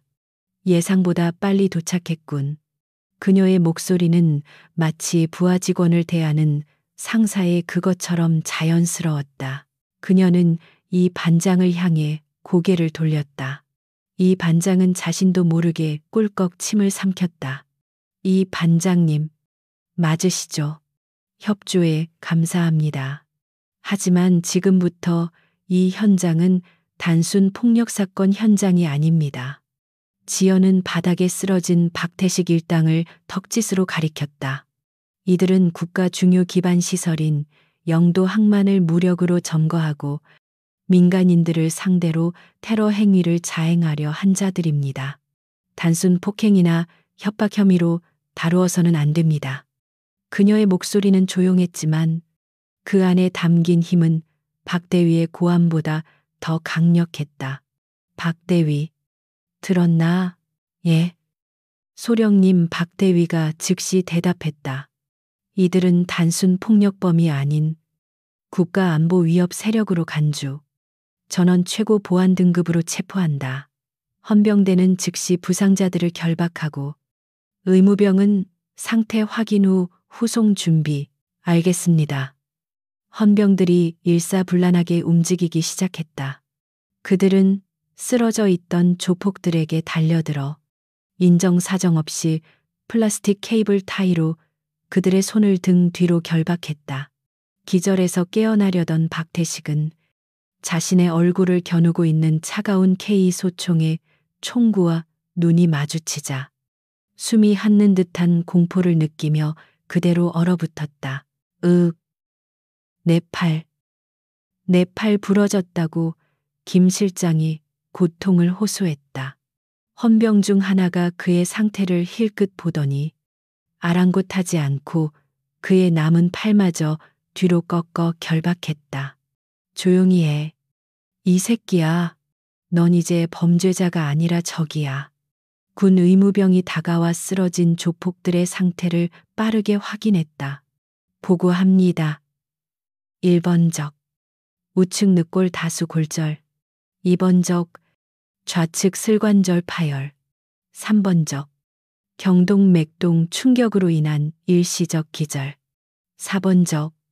우측 팔꿈치 관절. 탈골 및 손목 골절. 의무병의 보고가 이어질수록 이 반장의 얼굴은 더욱 창백해졌다. 이 모든 상처를 저 여자 혼자서 만들었다는 말인가? 그것도 단 몇 분 만에. 그는 자신이 지금 현실에 있는 것인지 아니면 액션 영화 촬영장에 잘못 들어온 것인지 분간이 가지 않았다. 이 모든 소란과 압도적인 군대의 등장은 숨죽이고 있던 부두의 상인들을 밖으로 나오게 만들었다. 그들은 처음에는 두려움에 떨며 멀리서 지켜보았다. 하지만 곧 상황을 파악했다. 그들은 보았다. 자신들을 그토록 괴롭히고 짓밟았던 상어 박태식이 두 손이 결박당한 채 군화발에 짓밟혀 끌려 나오는 것을, 자신들에게 쇠파이프를 휘두르던 그 흉악한 조폭들이 부상당한 개처럼 질질 끌려나와 군용 트럭 짐칸에 던져지는 것을, 그리고 그 모든 것을 낡은 점퍼를 입은 한 작은 여자가 무장한 군인들의 경례를 받으며 조용히 지휘하고 있는 것을, 그 순간 상인들의 마음속에 있던 공포가 사라지고 그 자리에 뜨거운 무언가가 차오르기 시작했다. 그것은 분노이자 안도감이었고 동시에 해방감이었다. 박 할머니가 가장 먼저 용기를 내어 앞으로 나섰다. 그녀는 이 반장에게 달려가 바닥에 흩뿌려진 돈과 부서진 가게를 가리키며 울부짖었다. 내가 다 봤어요. 저놈들이 우리 가게를 다 부수고 내 국밥솥을 엎으려고 했어요. 저 소령님이 아니었으면 우린 다 죽었을 거라고요. 박 할머니의 외침은 기폭제가 되었다. 두려움에 갇혀있던 상인들의 목소리가 한꺼번에 터져 나왔다. 맞아요. 저놈들이 우리 생선 상자를 다 걷어찼어요. 쇠파이프로 우리를 위협했다고요. 저놈이 그랬어요. 나는 똑똑히 봤어. 저놈들이 저 아가씨, 아니, 소령님한테 여자가 감히 나선다면서 온갖 욕설을 퍼부었다고 저놈들이 칼까지 꺼냈어요. 저 소령님을 죽이려고 했다고요. 내가 봤어.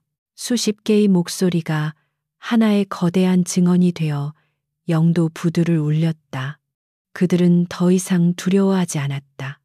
법이, 그리고 그 법을 집행하는 압도적인 힘 군대, 이 자신들의 편에 서 있다는 것을 눈으로 확인했기 때문이었다. 이 반장은 터져 나오는 증언들을 받아 적느라 정신이 없었다. 김지연은 그 광경을 조용히 바라보았다. 이것이 그녀가 원했던 정의의 모습이었다. 단순한 처벌이 아니라 무너진 질서를 바로 세우고 약자들이 다시 목소리를 낼 수 있게 만드는 것. 박대위가 그녀에게 다가와 다시 한번 격려했다. 소령님, 현장 정리 완료했습니다. 부상자 5명은 군 병원으로, 나머지는 헌병대 조사실로 이송하겠습니다. 경찰 측에도 신병인계 완료했습니다. 수고했다. 지연이 짧게 대답했다. 하지만 이게 끝이 아니야. 그녀의 눈이 차갑게 빛났다. 아까 보고했듯이 이놈들은 꼬리에 불과해. 진짜 몸통은 따로 있다. 박대위는 지금 즉시 QRF 신속 대응부대와 정보 분석팀을 소집해 이놈들 배후에 있는 밀수 조직을 오늘 안에 전부 뿌리 뽑는다. 알겠습니다. 박대위의 눈에도 불이 붙었다. 김지연은 마지막으로 아수라장이 된 국밥집을 돌아보았다. 그리고 박 할머니에게 다가가 아까 건네지 못했던 5만 원권 몇 장을 다시 그녀의 손에 쥐어주었다. 할머니, 죄송합니다. 시끄럽게 해드려서. 박 할머니는 떨리는 손으로 돈을 붙잡고 그녀의 손을 마주 잡았다. 아닙니다. 아닙니다. 소령님. 정말 고맙습니다. 정말 고맙습니다. 지연은 희미하게 웃어 보인 뒤 밖으로 걸어 나갔다. 그녀의 앞을 무장한 헌병들이 모세의 기적처럼 길을 열었다. 그녀는 이제 위장 잠입자가 아니었다. 그녀는 이 부두를 위협하는 적들을 소탕하기 위해 온 대한민국 최정예 부대의 지휘관 해룡이었다. 상황은 신속하게 정리되고 있었다. 영도부두는 이제 완전히 군과 경찰의 통제하에 들어갔다. 이 반장이 이끄는 경찰들은 겁에 질린 상인들의 증언을 확보하느라 분주했다. 박대위가 지휘하는 헌병들은 부상당한 조폭들을 군용 트럭에 싣고 현장 주변의 폴리스 라인보다 훨씬 더 위압적인 군사 통제선을 설치했다. 김지연은 이 모든 소란에서 한 발 물러나 박 할머니의 부서진 국밥집 입구에 섰다. 그녀는 방금 전에 살벌했던 전투가 무색하게 낡은 점퍼 차림으로 조용히 먼 바다를 바라보고 있었다. 그녀의 겉모습은 이 모든 사건에서 벗어난 이방인처럼 보였지만 그녀의 머릿속은 그 어느 때보다 차갑고 빠르게 회전하고 있었다. 그녀는 우연히 이곳에 있었던 것이 아니었다. 김지연이 오늘 새벽 이 허름한 국밥집에서 식사를 하고 있었던 것은 휴가 중인 군인의 여유로운 식도락 따위가 아니었다. 그것은 철저하게 계산된 작전의 일환이었다. 며칠 전 UDT 정보 분석팀은 대한민국 남부 해안을 거점으로 하는 새로운 밀수 조직의 움직임을 포착했다. 단순한 마약이나 명품 따위가 아니었다. 첩보에 따르면 이들은 북부의 불법 무기상과 연계하여 등록되지 않은 군용 화기 및 폭발물 부품을 국내로 밀반입하려 하고 있었다. 이것은 단순한 범죄가 아니었다. 국가 안보의 근간을 뒤흔드는 심각한 위협이었다. 경찰이 아닌 UDT가 그리고 김지연 소령 자신이 직접 이 임무에 투입된 이유였다. 그녀의 임무는 단독 잠입 정찰, 단독 체류쟁자, 본격적인 소탕작전 전 민간인으로 위장하여 이들의 실체를 파악하고 조직의 핵심 인물들을 식별하며 그들의 정확한 밀수 루트와 거래 시간을 확인하는 것. 그녀는 망치를 휘두르기 전 암세포의 정확한 위치를 찾아내는 외과 의사의 메스였다. 박태식과 그의 상업화는 그 거대 조직의 가장 말단, 가장 소모적인 행동대에 불과했다. 그들의 임무는 오늘처럼 무식한 폭력을 행사하여 부두 상인들을 위협하고 영도항의 물류 통제권을 장악하는 것이었다. 하지만 김지연의 예상과 달리 그들은 너무 일렀고 너무 멍청했다. 그들은 조용히 물밑에서 작업을 진행하는 대신 작전 첫날부터 부두 전체를 뒤집어 엎으며 난동을 부렸다. 그리고 하필이면 그들의 작전구역 한가운데서 모든 것을 지켜보고 있던 UDT의 현장 지휘관 김지연 소령을 건드렸다. 그들의 어리석은 행동은 김지연의 계획을 수정하게 만들었다. 그녀는 더 이상 조용히 정보를 수집할 수 없었다. 그녀는 자신의 정체를 노출시켜야만 했다.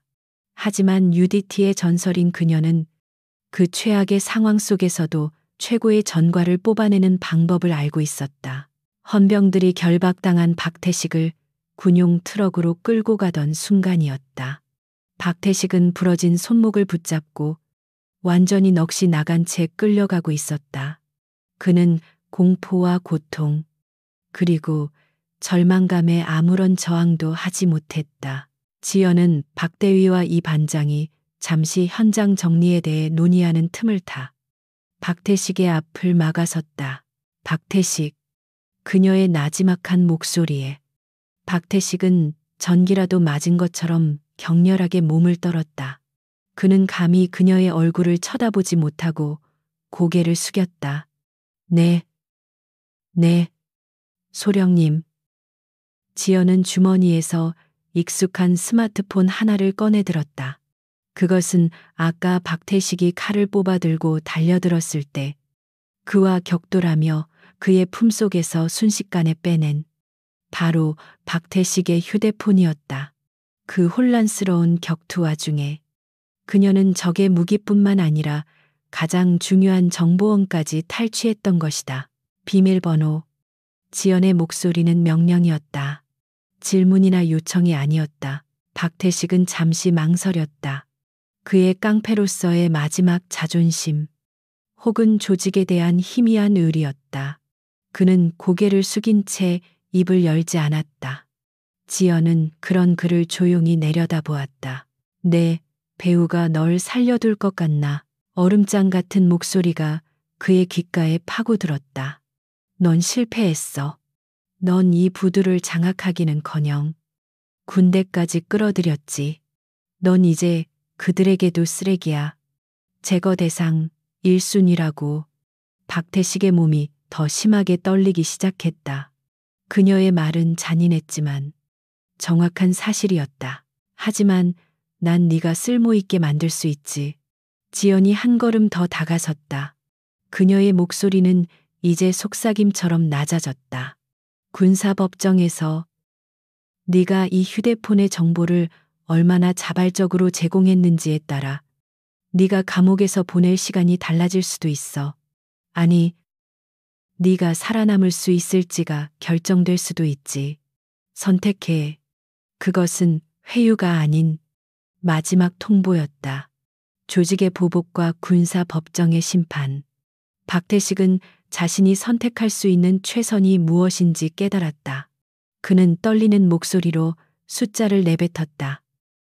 2, 3, 4, 지. 지연은 아무 말 없이 고개를 끄덕였다. 그녀는 헌병에게 눈짓을 보냈다. 끌고 가. 헌병들은 다시 박태식을 거칠게 끌고 갔다. 박태식은 이제 모든 것을 포기한 채 인형처럼 끌려갔다. 지연은 국밥집 구석으로 돌아와 휴대폰의 잠금을 해제했다. 박태식의 통화 목록과 메시지함은 온갖 쓰레기 같은 정보들로 가득 차 있었다. 하지만 그녀의 눈은 단 하나의 대화창에 고정되었다. 발신자, 윗선. 그것은 암호화된 메시지나 코드가 아니었다. 너무나도 노골적이고 오만한 이름이었다. 그들은 자신들의 존재가 드러날 것이라고는 상상조차 하지 못했던 것이다. 윗선이 보낸 메시지들은 간결했다. 오전 6시, 영도 정리 시작해라. 새벽 5시 45분 시끄럽게 해도 좋다. 본보기 확실하게 보여줘. 오전 6시 10분 오늘 저녁 물건 들어간다. 길 깨끗하게 닦아놔. 오전 6시 15분 그리고 가장 결정적인 메시지가 있었다. 박태식이 미처 확인하지도 못한 불과 10분 전에 도착한 메시지였다. 윗선 계획 변경. 언론이 꼬이기 전에 오늘 밤 처리한다. 저녁 8시. 영도 제칠부두. 버려진 냉동 창고. 직접 물건 확인하러 온다. 너는 주변 정리만 해. 김지연의 입가에 차가운 미소가 어렸다. 그녀는 모든 것을 얻었다. 무엇을? 물건, 무기, 어디서 제칠부두 냉동 창고, 그리고 언제? 오늘 저녁 8시. 심지어 윗선이라고 불리는 자가 직접 현장에 나타난다는 정보까지. 박태식의 어리석은 폭주는 김지연에게 조직 전체를 일망타진할 수 있는 최고의 기회를 제공한 셈이었다. 그녀는 박대위가 자신을 향해 다가오는 것을 보았다. 소령님. 현장 정리는. 김지연은 휴대폰 화면을 껐다. 그녀의 눈은 이제 더 이상 낡은 국밥집이나 쓰러진 조폭들을 향하고 있지 않았다. 그녀의 눈은 오늘 밤의 사냥터가 될 저 멀리 보이는 제칠부두를 향해 있었다. 박대위, 방금 내 보고 수정한다. 그녀의 목소리는 다시 해룡 지휘관의 그것으로 돌아와 있었다. 이건 끝이 아니야. 이제 막 시작됐을 뿐이다. 시간은 흘러 피비린내 나던 새벽의 소라는 도시의 소음 속으로 흩어졌다. 하지만 물밑에서는 대한민국 남부 해안을 지키는 가장 강력한 힘이 움직이고 있었다. 김지연 소령이 박태식의 휴대폰에서 확보한 저녁 8시. 제칠부두 냉동 창고라는 정보는 단순한 첩보가 아닌 적의 심장을 꿰뚫을 비수 그 자체였다. 밤 7시 50분. 부산항 제칠부두. 낮과는 달리 이곳은 완벽한 정적에 휩싸여 있었다. 오래전에 폐쇄되어 을씨년스럽기 그지없는 냉동 창고 주변은 짙은 바다 안개와 어둠에 잠겨 있었다. 오직 간헐적으로 부두 크레인의 경고등만이 붉은 빛을 깜빡이며 이 버려진 공간에 음산함을 더했다. 하지만 이 어둠 속에는 인간의 눈으로는 감지할 수 없는 그림자들이 포진해 있었다. 김지연은 더 이상 낡은 바람막이 점퍼를 입고 있지 않았다. 그녀는 머리부터 발끝까지 검은색 UDT 특수전 장비로 무장하고 있었다. 그녀의 얼굴은 위장 크림으로 덮여 있었고 머리에는 야간 투시경 NVG이 달린 방탄 헬멧이 씌워져 있었다. 그녀의 손에는 K1A 소음 기관 단총이 들려 있었고 허벅지의 홀스터에는 권총이 그리고 전술 조끼에는 각종 특수 장비가 가득했다. 그녀는 이제 민간인 김지연이 아니었다. 그녀는 대한민국 최정예 부대의 지휘관 해룡이었다. 그녀의 곁에는 그녀와 똑같은 죽음의 그림자 복장을 한 5명의 UDT 대원들이 숨을 죽이고 있었다. 그들은 바이퍼, 해머, 섀도우 등 각자의 호출명으로 불리는 그녀의 직속 팀원들이었다. 그들은 소리 없이 수신호로만 의사를 교환하며 거대한 냉동 창고의 외벽에 완벽하게 밀착해 있었다. 이들만이 아니었다. 박대위가 이끄는 헌병대 MP 신속 대응부대와 이 반장의 형사팀은 창고로부터 반경 1km 밖에서부터 세 겹의 완벽한 차단선을 구축했다. 그들의 임무는 이 창고에서 단 한 마리의 쥐새끼도 빠져나가지 못하게 하는 것. 그리고 UDT 팀이 사냥을 끝낼 때까지 그 어떤 방해 요소도 만들지 않는 것이었다. 전대원. 상태 보고. 지연의 목소리가 암호화된 전술 헤드셋을 통해 낮게 울렸다. 바이퍼. A 지점 이상무. 해머. B 지점. 적외선 감지기 반응 없음. 섀도우. 후방 확보. 이동 표적 없음. 좋다. 지연은 야간 투시경을 통해 창고의 낡은 철문을 응시했다. 목표는 물건 확보 및 윗선 생포. 교전 규칙은 코드 감마. 저항 시 즉각 무력화한다. 내가 선두. 바이퍼. 해머. 좌우 어무. 섀도우. 후방 경계. 5초 후 진입. 그녀는 손가락 5개를 펴보였다가 하나씩 접었다. 하나가 접히는 순간 해머가 소음이 거의 나지 않는 특수 절단기로 낡은 자물쇠를 잘라냈다. 철컥. 소리는 거의 없었다. 지연은 고양이처럼 소리 없이 문을 밀었다.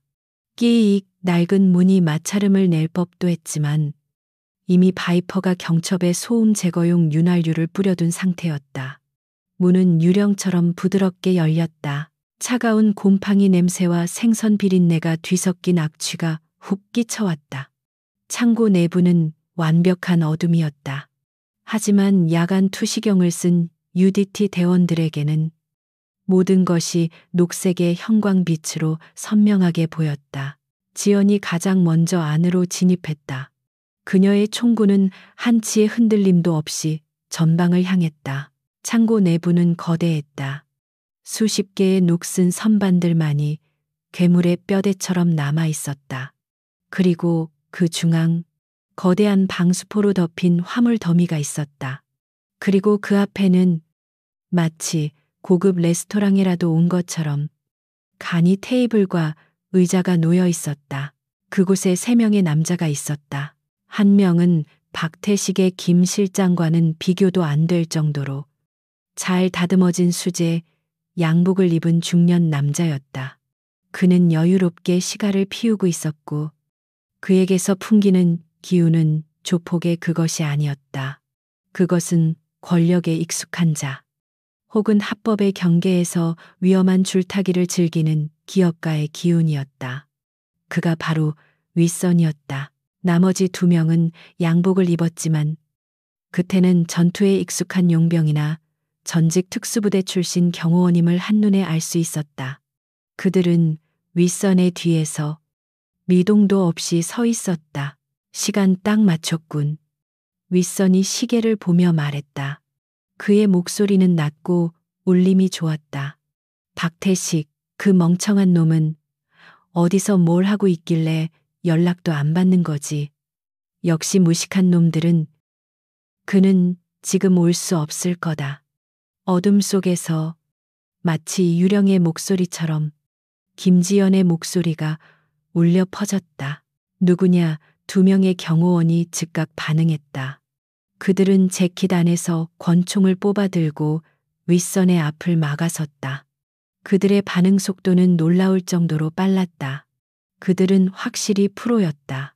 하지만 그들이 총구를 미쳐 돌리기도 전에 그들의 시야는 온통 녹색 레이저 포인트로 가득 찼다. 움직이지 마. 움직이는 순간 머리에 구멍이 날 거다. 바이퍼와 해머의 목소리가 창고의 어둠 속 다른 방향에서 동시에 울려 퍼졌다. 경호원들의 이마와 가슴에는 이미 서너 개의 녹색 점이 조준되어 있었다. 그들은 얼어붙었다. 천천히 어둠 속에서 완전 무장한 6명의 UDT 대원들이 모습을 드러냈다. 그들은 이미 완벽한 포위망을 구축하고 있었다. 윗선은 시가를 든 채 이 믿을 수 없는 광경을 바라보았다. 그의 얼굴에서 처음으로 여유가 사라졌다. UDT 해군 특수전전단 어째서 경찰이 아니라 너희가. 김지연이 그에게 천천히 다가갔다. 그녀는 헬멧의 야간 투시경을 위로 올리고 위장 크림이 칠해진 냉철한 얼굴을 드러냈다.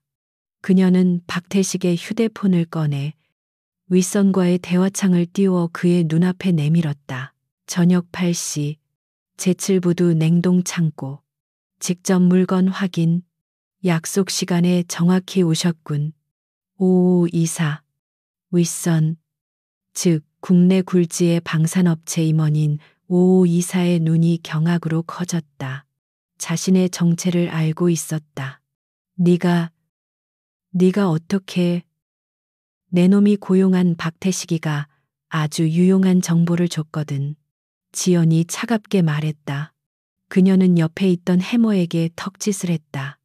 해머는 방수포로 다가가 그것을 한 번에 찢듯이 걷어냈다. 그 안에는 수십 개의 나무 상자가 쌓여 있었다. 해머가 그중 하나를 총검으로 열어젖혔다. 그 안에는 비닐에 쌓인 신형 돌격 소총과 수류탄, 그리고 시사 폭약이 가득 차 있었다. 박태식이 거래하려던 물건의 실체였다. 불법 무기 밀반입, 군용 화기 유출, 국가보안법 위반. 지연이 그의 죄목을 하나씩 읊었다. 이걸로 내 놈의 사업은 끝이다. 오, 이사의 얼굴이 분노와 굴욕감으로 일그러졌다. 그는 자신이 고작 박태식 같은 멍청한 조폭 때문에 무너졌다는 것을 믿을 수 없었다. 그는 이성을 잃었다. 이 인연이 네가 뭔데 감히 나를 심판해. 내가 누군지 알아. 내가 이 나라. 그의 말이 끝나기도 전에 그는 마지막 발악을 했다. 그는 테이블 밑에 숨겨두었던 소형 권총을 꺼내려 했다. 그것은 그의 경호원들도 모르는 마지막 비상수단이었다. 하지만 그의 손이 권총 손잡이에 닿기도 전에 김지연은 이미 움직이고 있었다.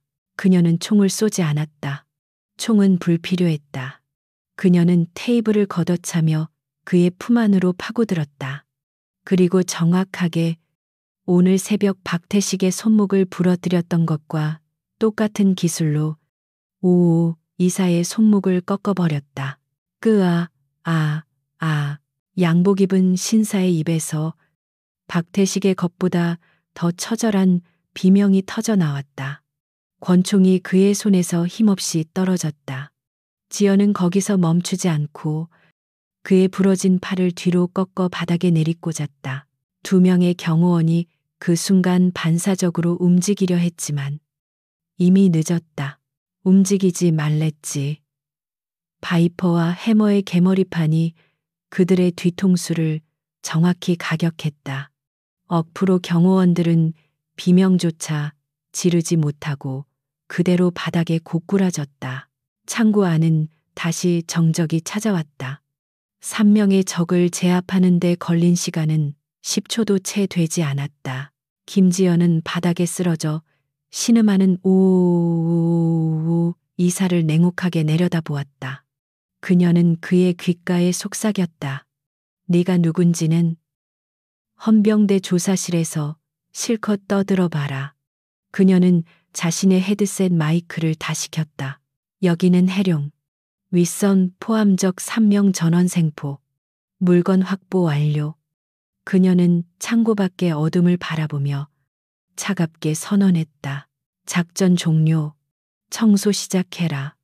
그녀의 말이 끝나자마자 창고 밖에서는 수십 대의 군용 트럭과 경찰차의 사이렌 소리가 마치 승전보처럼 부산항의 밤하늘을 향해 일제히 울려 퍼지기 시작했다. 오늘 새벽 한 국밥집에서 시작되었던 광기는 이렇게 대한민국의 심장부를 지키는 가장 날카로운 칼날에 의해 완벽하게 도려내졌다. 작전 종료. 청소 시작해라. 김지연의 차가운 명령이 암호화된 무선을 타고 제7부두 외곽에 포진한 모든 병력에게 전달되었다. 그 말이 떨어지기 무섭게 부산항의 밤을 찢는 수십 개의 사이렌 소리가 일제히 울려 퍼졌다. 정적에 잠겨있던 제7부두는 순식간에 수백 개의 경광등과 서치라이트 불빛으로 대낮처럼 밝혀졌다. 육중한 군용 트럭과 장갑차, 그리고 경찰 순찰차들이 굉음을 내며 폐쇄된 냉동 창고를 향해 돌진했다. 가장 먼저 창고의 거대한 철문을 뚫고 들어온 것은 박대위가 이끄는 헌병대 신속 대응팀과 이 반장의 형사들이었다. 그들은 완전 무장한 UDT 대원들의 어무를 받으며 내부로 진입했다. 그리고 그들은 그야말로 할 말을 잃었다. 창고 중앙에는 시사 폭약과 신형 소총이 가득 담긴 나무 상자들이 산처럼 쌓여 있었다. 만약 저것들이 부산 시내로 흘러 들어갔다면 상상조차 하기 싫은 끔찍한 재앙이 그들의 머릿속을 스쳤다. 그리고 그 재앙의 상자들 앞에는 3명의 남자가 비참한 모습으로 쓰러져 있었다. 2명의 전문 경호원은 머리에 피를 흘리며 기절해 있었고 그들의 윗선 대한민국 굴지의 방산업체 임원 555 이사는 새벽에 박태식과 똑같은 꼴로 손목이 부러진 채 바닥에서 신음하고 있었다. 이 반장은 창백해진 얼굴로 이 모든 것을 지휘하고 있는 김지연을 바라보았다. 그는 새벽에 국밥집에서 이미 한 차례 충격을 받았지만 이것은 차원이 다른 문제였다. 조폭 소탕이 아니었다. 이것은 명백한 대테러 작전이었다. 세상에. 오, 이사. 이 자가 정말.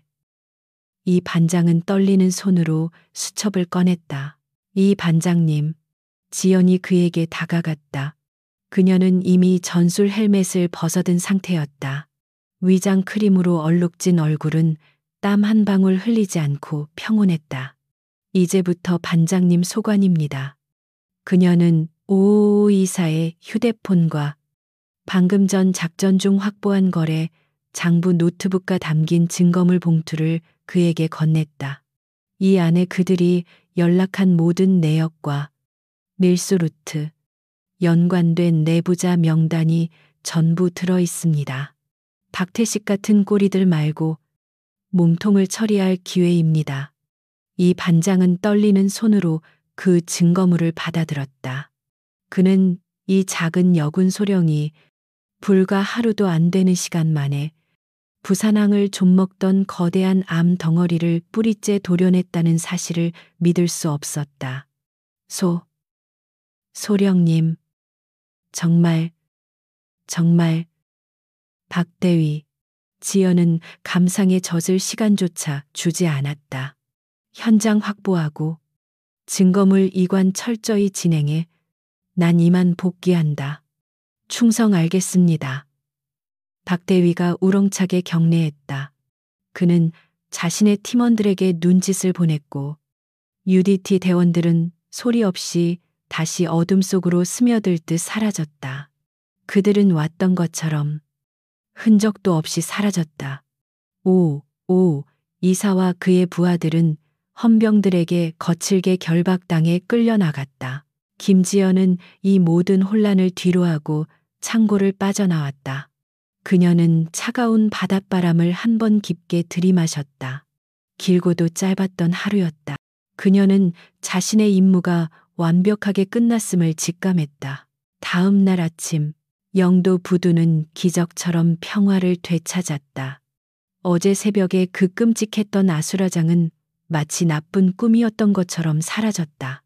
하늘은 거짓말처럼 맑았고 태양은 그 어느 때보다 따뜻하게 부두를 비추고 있었다. 상인들이 다시 좌판을 깔기 시작했다. 하지만 어제와는 분위기가 완전히 달랐다. 그들의 얼굴에는 더 이상 공포나 불안이 없었다.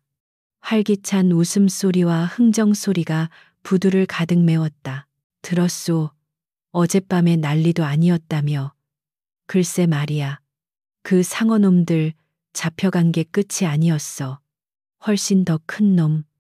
무슨 대기업 이사라던데 그놈까지 싹 다 잡혀갔대 세상에. 그럼 그 쇠파이프가 아니라 총을 밀수하려던 거였어. 어쨌든 이젠 다 끝났어. 우리를 구해준 그 아가씨 덕분이야. 상인들은 너나 할 것 없이 한쪽을 바라보며 이야기했다. 그들의 시선이 향한 곳은 박 할매 국밥 가게였다. 가게는 어제 박태식 일당이 부순 테이블과 의자들이 치워지고 임시로 새 테이블이 놓여 있었다. 박 할머니는 다시 뜨거운 김이 나는 솥을 걸고 육수를 끓이고 있었다. 그때였다. 부두 입구에서 익숙한 인형 하나가 걸어 들어왔다. 낡은 회색 바람막이 점퍼, 검은색 야구, 모자. 김지연이었다. 그녀는 어젯밤에 살기등등한 특수부대 지휘관의 모습은 온데간데 없이 그저 평범하고 왜소한 민간인의 모습으로 돌아와 있었다. 그녀의 등장에 왁자지껄하던 부두가 순간 조용해졌다. 모든 상인들이 일제히 그녀를 바라보았다. 그들의 눈에는 더 이상 호기심이나 의심이 없었다.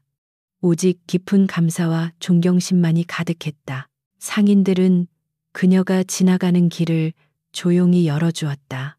몇몇은 그녀를 향해 고개를 숙여 묵례를 했다.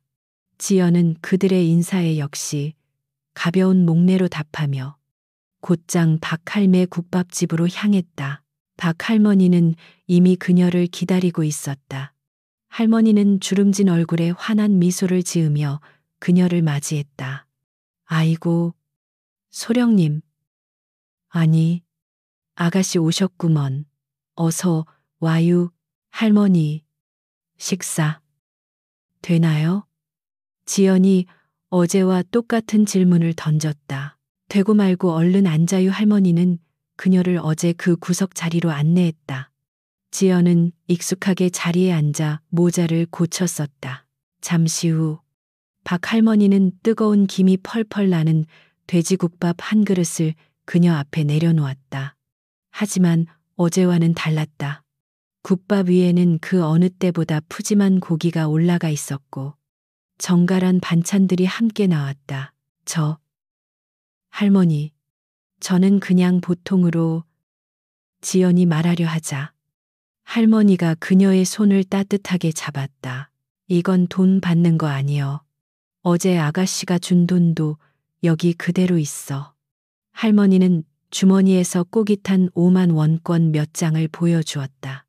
이건 우리 영도 부두 상인들 모두가 아가씨한테 대접하는 한 끼 식사요. 우리를 지켜줘서 정말 고맙구먼. 할머니의 눈시울이 붉어졌다. 지연은 잠시 그녀의 주름진 손을 바라보다가 말없이 고개를 끄덕였다. 잘 먹겠습니다. 그녀는 숟가락을 들어 국밥을 한술 떴다. 뜨거운 국물이 목을 타고 넘어갔다.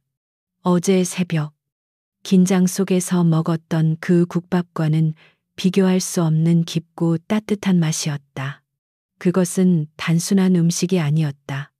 그것은 평화의 맛이었고 감사의 맛이었다. 그녀가 식사를 하는 동안 가게 구석에 있던 작은 텔레비전에서 아침 뉴스가 흘러나왔다. 앵커. 충격적인 소식입니다. 어젯밤 부산항 제7부두에서 국내 굴지의 방산업체 임원 오호 씨가 불법 무기 밀수 혐의로 현장에서 체포되었습니다. 현장에서는 K 소총, 폭발물 등 텔레비전 화면에는 오호 의사가 헌병들에게 결박당해 끌려나가는 장면과 오늘 새벽 박태식 일당이 경찰차에 태워지는 장면이 교차되어 나왔다.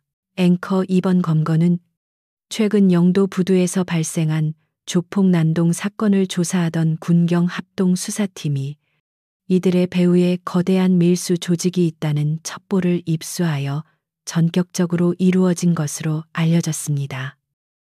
군경 합동 수사팀의 첩보. 뉴스는 그렇게 보도했다.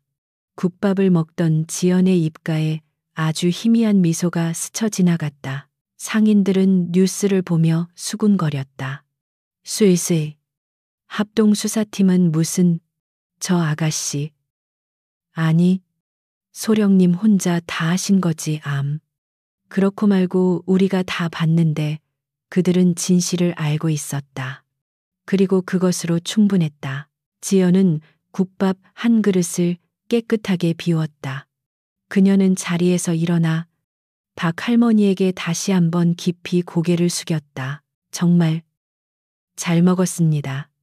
아유, 멀유. 조심히 가시게. 지연은 가게를 나섰다. 상인들은 여전히 그녀를 존경의 눈빛으로 바라보았다. 그녀는 그들에게 가볍게 목례를 하고 다시 부두를 걸어 나갔다. 아침 햇살 속으로 그녀는 낡은 바람막이 점퍼를 입은 평범한 모습 그대로 다시 인파 속으로 조용히 사라졌다. 그녀는 이름을 남기지 않았지만 영도 부두의 모든 사람들은 그날의 작은 영웅을 영원히 기억할 것이었다. 카메라가 군중 속으로 사라지는 김지연의 뒷모습을 비추다가 천천히 관객을 향해 돌아선다. 배경음악이 잔잔하게 깔린다. 오늘 이야기는 여기까지입니다. 여러분은 겉모습만 보고 남을 판단했던 조폭들의 최후, 그리고 조용한 영웅 김지연 소령의 활약에 대해 어떻게 생각하시나요? 진정한 힘은 시끄럽게 소리치는 것이 아니라 묵묵히 자신의 자리에서 정의를 실현하는 것에서 나옵니다. 그리고 우리의 일상 속에는 어쩌면 김지연 소령처럼 자신의 정체를 숨긴 채 우리를 지키고 있는 진정한 영웅들이 있을지도 모릅니다. 오늘 이야기가 여러분의 가슴을 시원한 사이다처럼 뻥 뚫어드렸다면 망설이지 마시고 좋아요와 구독 버튼을 꼭 눌러주세요. 여러분의 응원 하나하나가 더 많은 정의롭고 통쾌한 이야기를 만드는 가장 큰 힘이 됩니다. 다음에도 더 강력한 이야기로 돌아오겠습니다. 시청해 주셔서 감사합니다.